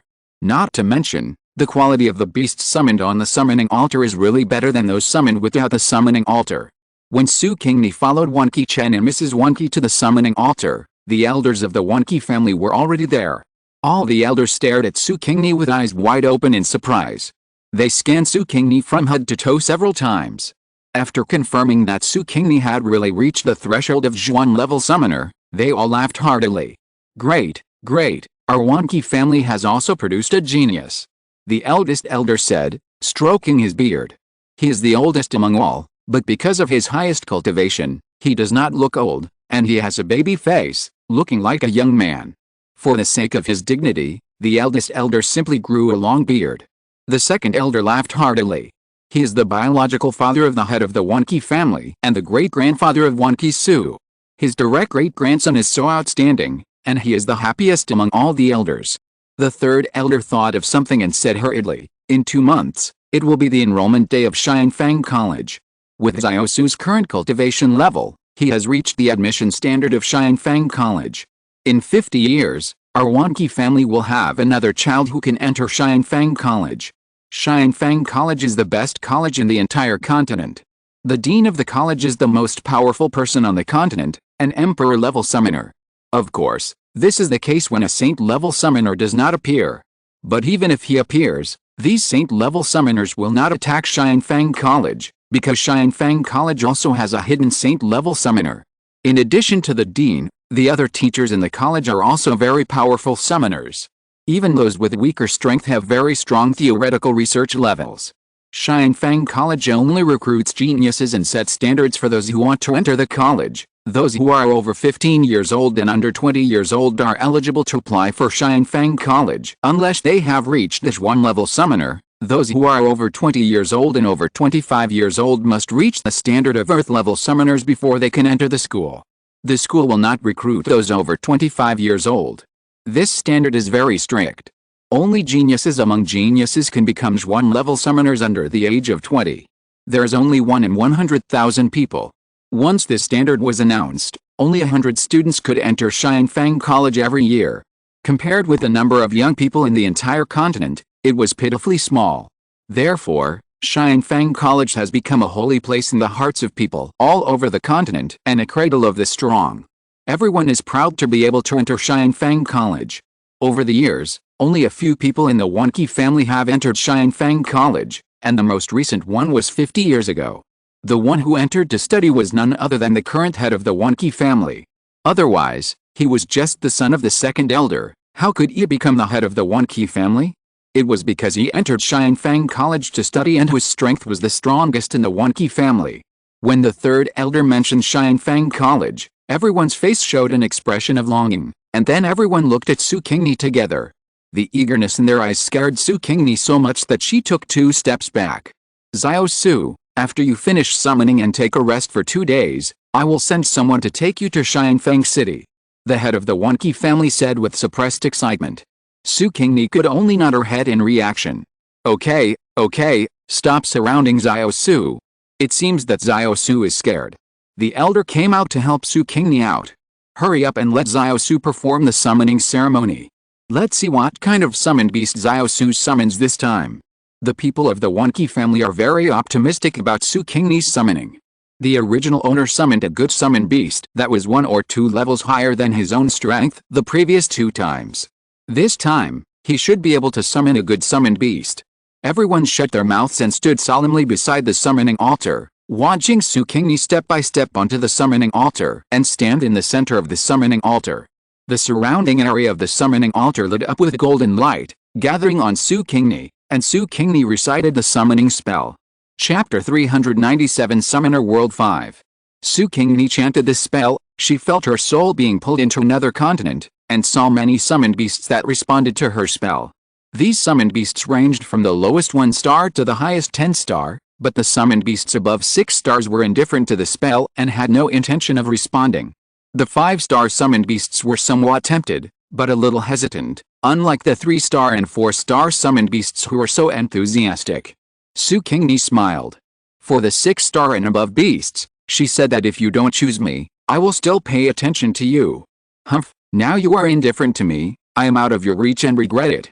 Su Qingni chose the most beautiful and enthusiastic one among the 4-star summoned beasts and signed a summoning contract with it. Then, the elders of the Wanqi family saw a ball of white light appear above Su Qingni's head, and the light disappeared, and a snow-white little fox appeared in front of everyone. A 4-star snow fox has the potential to be 9 stars. The head of the Wanqi family smiled. Although the grandson only summoned a 4-star summoned beast, this summoned beast has great potential, and it is a potential stock for a saint-level summoned beast. The other elders were also full of smiles, and gave Su Qingni all kinds of rainbow farts, making Su Qingni think that she really summoned a saint-level summoned beast. After finally getting rid of this group of elders who fantasized about the future, Su Qingni returned to her yard, closed the door, took out another small bottle of blood, poured out a drop of blood from it, and fed it to the little fox who was already anxiously circling around her. This drop of blood is not as powerful and precious as the blood of the golden-winged roc and the white tiger. After all, one of them is the son of the ancestral phoenix, and the other is one of the 4 divine beasts born with noble blood. This drop of blood is the blood of the 9-tailed fox spirit, that is, the blood of Su Daji. The blood of fox spirits is very low in the prehistoric world, but it is also very great in this world. Well, in addition to the blood of the 9-tailed fox spirit, Su Qingni also has the blood of the 9-headed pheasant spirit. The little fox ate the blood of the 9-tailed fox spirit and fell into dormant evolution. Su Qingni put it into the summoning space. The summoning space also expanded a lot as her strength increased, enough to accommodate 3 summoned beasts. In fact, the summoning space is just a place for the summoned beasts to rest temporarily. When the summoner does not summon them to help, they can choose to rest in the summoning space, but more summoned beasts return to the summoning continent. Wait until the contract teleports them from the summoning continent to the summoner. Su Qingni did not send the 3 summoned beasts back to the summoning continent because she was afraid that the power of the 3 drops of blood would be discovered by other powerful summoned beasts and bring danger to the 3. They are now dormant and evolving, but they have no ability to resist. After that, Su Qingni had a good time at home for a few days. Then, Mrs. Wanqi packed her gifts, and the head of the Wanqi family gathered the guards and notified Su Qingni to prepare to leave for Xianfeng City. As Wanqi Su's father and a famous master of the Wanqi family, Wanqi Chen naturally accompanied Su Qingni to Xianfeng City and personally sent his son to Xianfeng College. Su Qingni came to the courtyard where the head of the Wanqi family lived and said goodbye to him. The head of the Wanqi family told Su Qingni a lot of things to pay attention to, and introduced Xianfeng College in detail, so that his grandson would not suffer after entering the college. However, 50 years have passed, and the head of the Wanqi family did not know what changes have taken place in the college over the years, so he did not say much and shut up. Su Qingni was grateful for her grandfather's thoughts and smiled. "Grandfather, my grandson wants to confess something to you." "What is it?" the head of the Wanqi family asked doubtfully. Looking at his grandson's expression, it should not be a bad thing. The head of the Wanqi family was worried. Su Qingni said, "In fact, the reason why my grandson can improve his strength so quickly is because my grandson met a strange man. The old man is a hidden master who plays the game of the world. He said that my grandson has a fate with him. So he accepted you as his apprentice." The head of the Wanqi family was surprised and worried. He was surprised that his grandson had encountered an opportunity, and worried about what to do if the master was not a good person. Su Qingni sweated. "Grandfather, you read too many storybooks." Patriarch Wanqi stretched out his hand and flicked Su Qingni's forehead, coughed dryly, and said, "What did that master do to you?" Su Qingni laughed in her heart, and followed Patriarch Wanqi's words and answered, "That master helped my grandson improve the practice method, which made my grandson practice 3 times faster, which made my grandson become a Zhuan-level summoner so quickly." Improve the practice method. Patriarch Wanqi's eyes widened suddenly. This is not a simple thing to improve the practice method. It is more difficult than creating a set of practice methods. Even an emperor-level summoner cannot do it. Perhaps only a saint-level summoner can do it? Then grandson will meet a saint-level summoner? Oh my, this is a great opportunity. Quick, quick, tell me the practice method modified by the master. Patriarch Wanqi hurriedly ordered. Su Qingni smiled, knowing the thoughts of the head of the Wanqi family, and without making trouble, she directly told him about the modified exercises. After listening to the whole set of exercises, the head of the Wanqi family felt that there was not much difference from the original master's family exercises, but there was a sense of mystery, and it sounded extraordinary. He began to practice according to the exercises. At first, there were some difficulties. Naturally, the habitual exercise route conflicted with the new exercise route. However, the head of the Wanqi family had a high realm and strong strength, so this small problem was quickly overcome, and the new exercise route was unobstructed. After a week, even if the head of the Wanqi family wanted to continue practicing, he knew that his grandson was still around and there were important things to tell him. He tried to suppress the urge to take care of him, opened his eyes, and said 3 times to Su Qingni. The head of the Wanqi family could imagine how the strength of all the people in his family would be improved after practicing this exercise. I am afraid that in a few years, the Wanqi family will be able to squeeze into the ranks of the big families, and in a few years, it will be able to squeeze into the ranks of the top families. Xiao Su is really blessed to have met such a master. The head of the Wanqi family was happy and confirmed that the master Su Qingni mentioned was a saint-level summoner. Saint level. The best in the continent. If the Wanqi family has such a master, how dare other families come to provoke them? The Ziche family, humph, they are probably eager to send Ziche Ruohan to the Wanqi family. How dare they run to the Wanqi family and break off the engagement? The head of the Wanqi family imagined the future, and he liked his grandson even more. He took out many of his own collections and gave them to Su Qingni. Su Qingni accepted them all with a smile. Although these collections are precious, their value is completely incomparable to a modified peerless technique. Chapter 398 Summoner World VI. Xianfeng City is located in the southeast of the continent, with the ocean on one side and the summoning beast continent on the other side. Xianfeng City is very large, more than 10 times larger than the city where Wanqi's family is located. Xianfeng College occupies half of the entire city. Every 5 years, Xianfeng College will recruit students from outside. At this time, Xianfeng City is the most lively. Not only will young people who meet the enrollment requirements come to sign up and wait to enter the college, but some people who do not meet the requirements but admire Xianfeng College will come to watch the excitement. There are also some aristocratic families who come here to select talents. Although more than half of the students who meet the enrollment requirements of Xianfeng College are from aristocratic families, there are also a small number of small forces or individual people who are not from aristocratic families and rely entirely on their own outstanding talents. These aristocratic families want to recruit these people and make investments in the early stage to recruit a future master for the family. Of course, their eyes are not only on the students who sign up to enter Xianfeng College, but also on some young people who cannot enter Xianfeng College. Although these people are inferior, they can also be cultivated. In the bustling Xianfeng City, Su Qingni followed Wanqi Chen into the city. Su Qingni looked at the people around her with great interest. Most of them were outsiders, and a large number of them looked like Granny Liu entering the Grand View Garden, which was hilarious. On both sides of the road were various small stalls set up by locals, selling a wide variety of things. If you don't mind wasting time and carefully choose, you may be able to find a bargain. Wanqi Chen pulled Su Qingni forward, fearing that the crowd would disperse them. Wanqi Chen sent someone to Xianfeng City first and booked a room in the inn. He took his son to the inn to rest first, and then visit Xianfeng City after resting. There are many inns in Xianfeng City, but because there are many outsiders, every inn is full at this time. Fortunately, Wanqi Chen got the experience taught by his father and knew to book a room in advance. Now he has a room to stay in Xianfeng City. Unlike some people, they came to Xianfeng City with great pride, thinking that they had a genius and everyone had to buy their face. What was the result? There are so many geniuses in Xianfeng City. No one would buy face for your genius. If I want to buy face for your family, I will wait until your genius grows up and becomes a strong man like the dean of Xianfeng College. Ziche family? Where did they come from? I have never heard of this surname. Is there such a family among the big and top families? Wanqi Chen had enough rest. When he took his son out to visit Xianfeng City, he saw the Ziche family in the lobby of the inn, who were despised by the innkeeper and waiter. The people who came were Ziche Ruhan and her father Ziche Wang, and the guards of the Ziche family. There were also a few who wanted to try their luck, and maybe they could enter Xianfeng College as an auditor. For some young people who did not meet the admission standards but were equally outstanding, the college would hold an exam and select some people as auditors. However, there are very few places.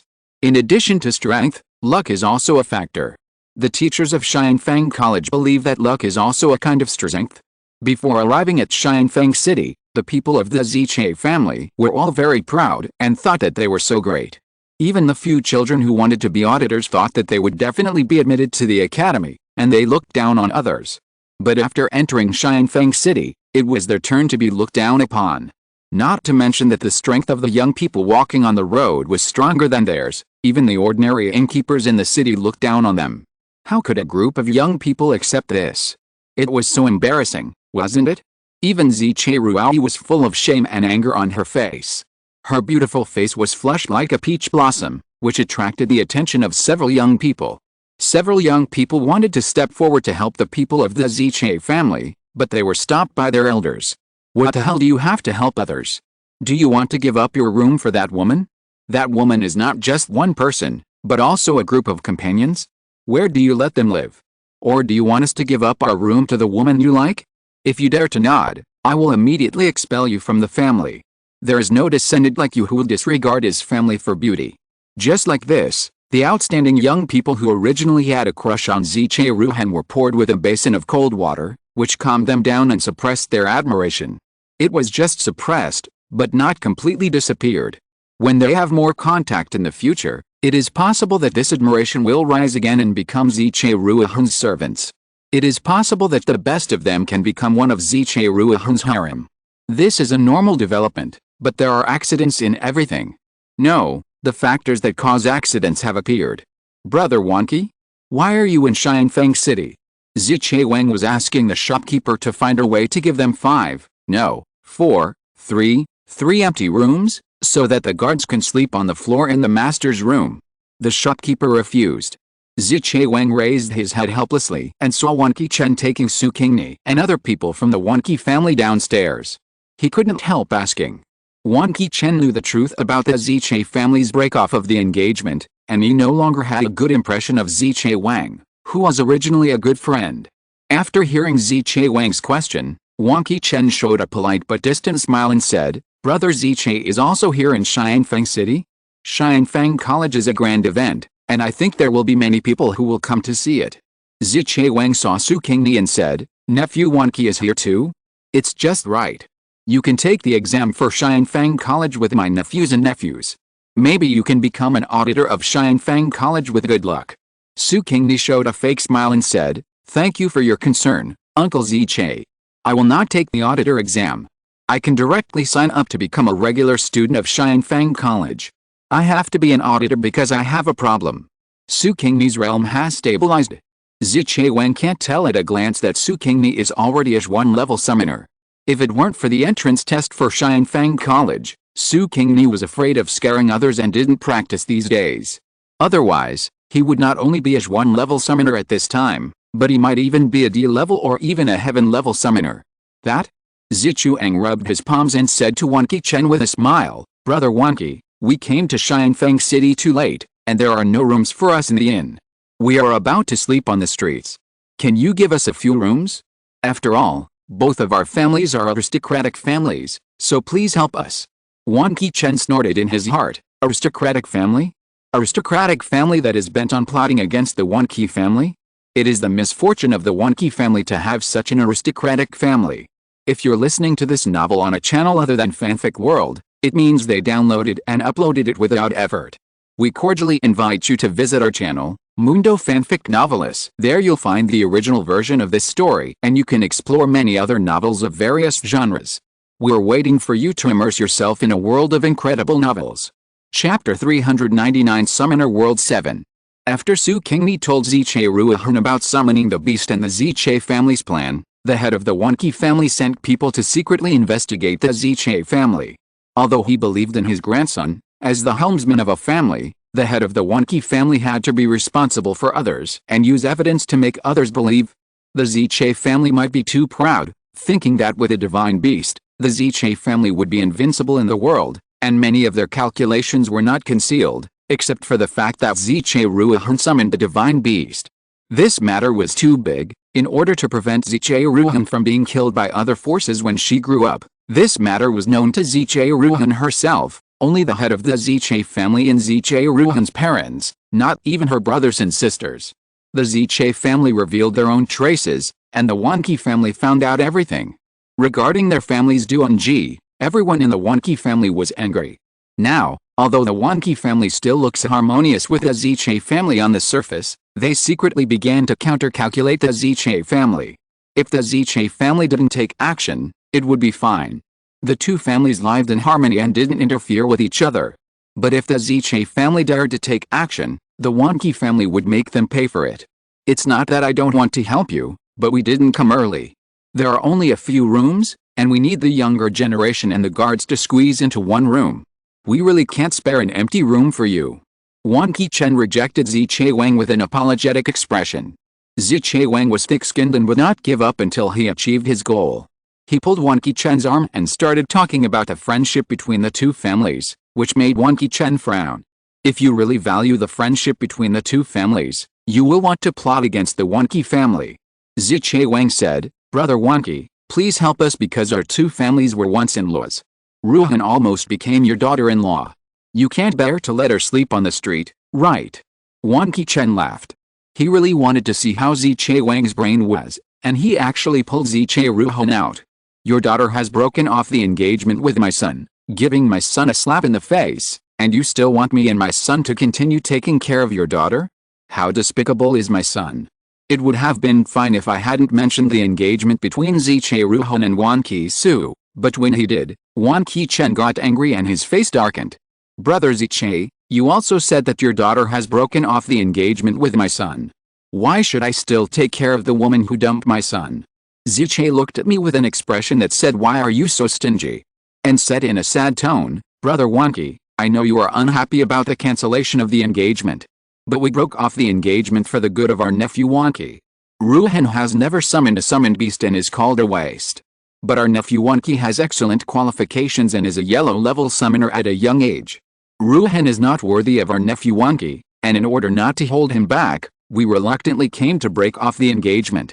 In fact, we didn't want to do this. As soon as these words came out, the young people who originally had feelings for Ziche Ruohan felt more pity for her, and their eyes towards Wanqi Chen and Su Qingni became unfriendly. Wanqi Chen sneered twice, for Ziosu's sake? Afraid of holding Ziosu back? Actually, you are afraid that Ziosu will hold Ziche Ruohan back, right? Ziche Ruohan has already summoned a summoned beast. I'm afraid the level of that summoned beast is not low, right? So you don't want Ziche Ruohan to marry into the Wanqi family, and you want Ziche Ruohan to bring more benefits to your family. Ziche Wang was shocked. How did Wanqi Chen know that Ruohan summoned a divine beast?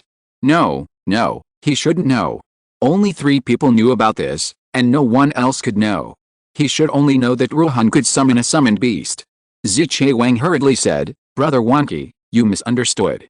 Even if Ruohan summoned a summoned beast, it would only be an ordinary summoned beast, which cannot be compared with nephew Wanqi. We are really thinking about nephew Wanqi out of kindness. Wanqi Chen chuckled twice. Are you treating everyone like a fool? Ziche Wang, you know exactly what your daughter is like. You came to Xianfeng City this time, not to send some juniors to take the auditing exam, but to send your daughter to Xianfeng College, right?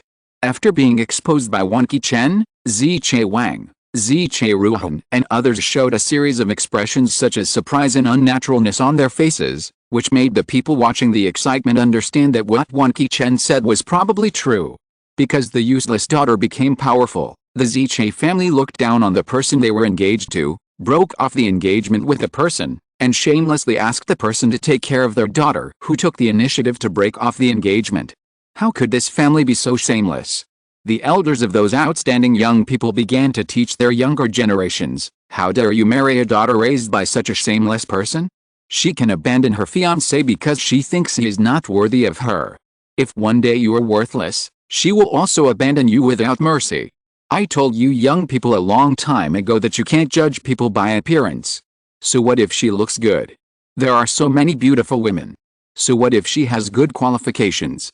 There are people with good talents in this world. Good looking and talented? There are still many. After a lesson, the admiration that the young man had suppressed disappeared completely. They couldn't stand such a woman. The elders saw it clearly, and they really had eaten more salt than they had eaten rice. Ziche Ruhan didn't know that just because of such a commotion in the inn, she cut off a lot of peach blossoms, making her originally smooth life after entering Xianfeng Academy a little more difficult, and her life after leaving the academy was not as smooth and free as before. Many of those peach blossoms that were cut off came from powerful families and were strong themselves. Ziche Ruhan was able to thrive after entering the academy, all thanks to the help of these peach blossoms. Without this help, Ziche Ruhan was just from a middle-class family. Who would give her face? There were also many girls watching the fun in the inn today. Ziche Ruhan was popular with men but not with women. The girls didn't like her in the first place. After knowing her background, they helped her to promote for free in the academy, so that the boys in the academy who were interested in Ziche Ruhan would know her true face. Some boys believed these words and withdrew their good impressions of Ziche Ruhan. However, some boys thought that the girls were jealous of Ziche Ruhan and wanted to ruin her reputation, so they still followed Ziche Ruhan around. Later, they were exploited by Ziche Ruhan and all their value was squeezed out and then abandoned. It was too late for those people to regret. However, this is all a story for later. Ziche Ruhan felt that everyone in the inn was pointing fingers at her, and she was extremely embarrassed. She didn't want to stay any longer, so she turned around and ran out of the inn. Before leaving, she glared at Wan Qichen and Su Qingni fiercely, with murderous intent in her eyes. Chapter 400 Summoner World 8. Su Qingni sensed the murderous intent and smiled slightly. The people of Zish's family chased Ziche Ruhan out. Wan Qichen snorted coldly at their backs. Su Qingni stepped forward to comfort Wan Qichen. Father, why get angry for these villains? Let's go to Xianfeng City and buy more specialties of Xianfeng City. When we go back, we will share them with the clansmen. You can also brag to them about what you saw and heard in Xianfeng City. Wan Qichen glared at Su Qingni unhappily. Who wants to brag? Su Qingni laughed. You don't brag, you just tell the truth about what you saw and heard, okay? Then she dragged Wan Qichen out of the inn, and the others followed behind the father and son. Xianfeng City is not only lively, but also has a lot of good things, elixirs, weapons and armor, and even materials. Many of them are not available in the city where the Wanqi family is located. Wan Qichen and other people from the Wanqi family drooled and took out their wallets to buy and buy. The head of the Wanqi family had anticipated this situation early on, and prepared a lot of money for them, so that they would not be left without money to pay for a few things. This situation can be referred to the Ziche family. The Ziche family finally found a room to settle down in another inn. The room was given up by a young man who was attracted by Ziche Ruhan. After settling down, the people of the Ziche family, who also came from a bumpkin background, went out shopping. When they saw good things, they naturally bought them. But the problem is that none of them had an elder who had studied in Xianfeng College and had some understanding of Xianfeng City, so they did not bring much money with them, and the good things in Xianfeng City were not cheap, which resulted in them having no money after buying only one or two things. It is so uncomfortable to look at good things but not be able to buy them. The Wanqi family returned with a full load, and after dinner, they went back to their rooms to rest. What Wan Qichen said to Zichuan before was not wrong. Although they booked a guest room in advance, there were too many people coming to Xianfeng City, and the inn did not have enough rooms, so they were only allowed to book 5 rooms. There were 20 people in the Wanqi family, and 4 people slept in one room. Su Qingni and Wan Qichen shared a room, and the other 2 were guards. They slept on the floor in the room to protect their 2 masters. In the middle of the night, everyone in the inn fell into deep sleep, and even the guards of each family slept peacefully. Because Xianfeng City has a guard team patrolling around the clock, because now is a special period, the guards are afraid that something bad will happen and the reserve students of Xianfeng College will be injured, so the patrol and care will be more intense. Therefore, Xianfeng City is very safe, and the ghosts and monsters in the dark have put away their tails, and the beauty is making trouble at this time. Therefore, people entering the city are very relieved, and the guards can also sleep peacefully. However, Some people were so bold that they openly challenged the local forces of Xianfeng City and dared to kill people in Xianfeng City. Do you really think that the divine beast is invincible? Well, the divine beast is indeed invincible. That is when there is no other divine beast, let alone when it is seriously injured and has not recovered completely after a long time of recuperation. In the darkness, Su Qingni opened her eyes. She got up from the bed lightly, avoided Wan Qichen and the two guards on the ground, opened the window, and jumped out. Su Qingni stood on the roof, with her hands behind her back, looking into the distance like a master. The moonlight shone on the boy, covering him with a layer of silver gauze, and adding a mysterious charm to him. Unfortunately, no one appreciated it, and those who saw it only despised it, without any appreciation. Wan Qisu, why are you standing on the roof? A figure quickly approached the inn from a distance. When the figure came close, his appearance could be seen clearly. He was a tall, handsome and extraordinary man. The body used by Su Qingni is totally incomparable to others. Although the original body was also a handsome boy, but standing in front of a man, it was like the difference between a pebble and a diamond. No wonder a certain woman wanted to break off the engagement with the original body. With such a handsome guy following her, if Su Qingni was Ziche Ruan, she would also choose the handsome guy. After all, food, sex and nature are human. The handsome guy was holding a beautiful girl in his arms. Who else could it be but Ziche Ruan? Ziche Ruan was shocked to find a person standing on the roof in front of her. A closer look revealed that the person was Wan Qisu, and the previous humiliation came to her mind again. Originally, her target this time was Wan Qichen, but Wan Qisu bumped into her by himself. She would not be polite. Killing Wan Qisu would make Wan Qichen more painful than killing Wan Qichen. Ziche Ruan was no longer afraid of being discovered for doing bad things, and her heart was full of murderous intent towards Su Qingni. Su Qingni seemed unaware of Ziche Ruan's murderous intent. She put her hands behind her back, looked up at the moon, and said pretentiously, "I'm admiring the moonlight." Ziche Ruan. Handsome guy Xingyuan. Ziche Ruan wanted to kick Wan Qisu away. Damn, this guy can still pretend to be cool in front of me. How can I tolerate it? Ziche Ruan snorted coldly. Then you can look at him for a few more times. You won't have a chance to look at him in the future. Su Qingni lowered her head and looked at Ziche Ruan, looking confused. Why don't you have the chance to look at him? Ziche Ruan sneered, because you are going to die. Su Qingni made a frightened expression. You want to kill me? Ziche Ruan, you are not stupid. Su Qingni sighed. Sure enough. You are such a vicious and conceited woman. After being humiliated by my father during the day, how could you not think of revenge? Ziche Ruan's face changed. She realized that Wan Qisu was pretending to be stupid and teasing her before. He knew that she would come to kill Wan Qichen, so he waited here in advance. This guy is really smart. So what if you guessed it? Ziche Ruan snorted. Can you stop me in Xingyuan? Su Qingni looked at Ziche Ruan, and then looked at the handsome guy named Xingyuan. Is this Ziche Ruan's divine beast? He looks really good. Although he is not as good as Lin Kang, his appearance can be ranked in the top 3 in the worlds she traveled through. It's a pity that he has a bad taste and fell in love with a green tea girl. Xingyuan? Is this the one? Is he very powerful? Su Qingni pretended to look down on Xingyuan. He looks like a pretty boy, that's a little powerful. Ziche Ruan smiled. Wan Qisu actually looked down on Xingyuan. If he knew that Xingyuan was a divine beast, I wonder what his reaction would be? Xingyuan was very unhappy to be called a pretty boy. Especially since the person in front of him was Ziche Ruan's ex-fiancée. The jealous divine beast had a violent impulse in his heart and wanted to tear the person in front of him into pieces. He put Ziche Ruan down, asked Ziche Ruan to stand on the roof, and said, "Stand here and wait, I will kill this man immediately to vent your anger." End of this chapter.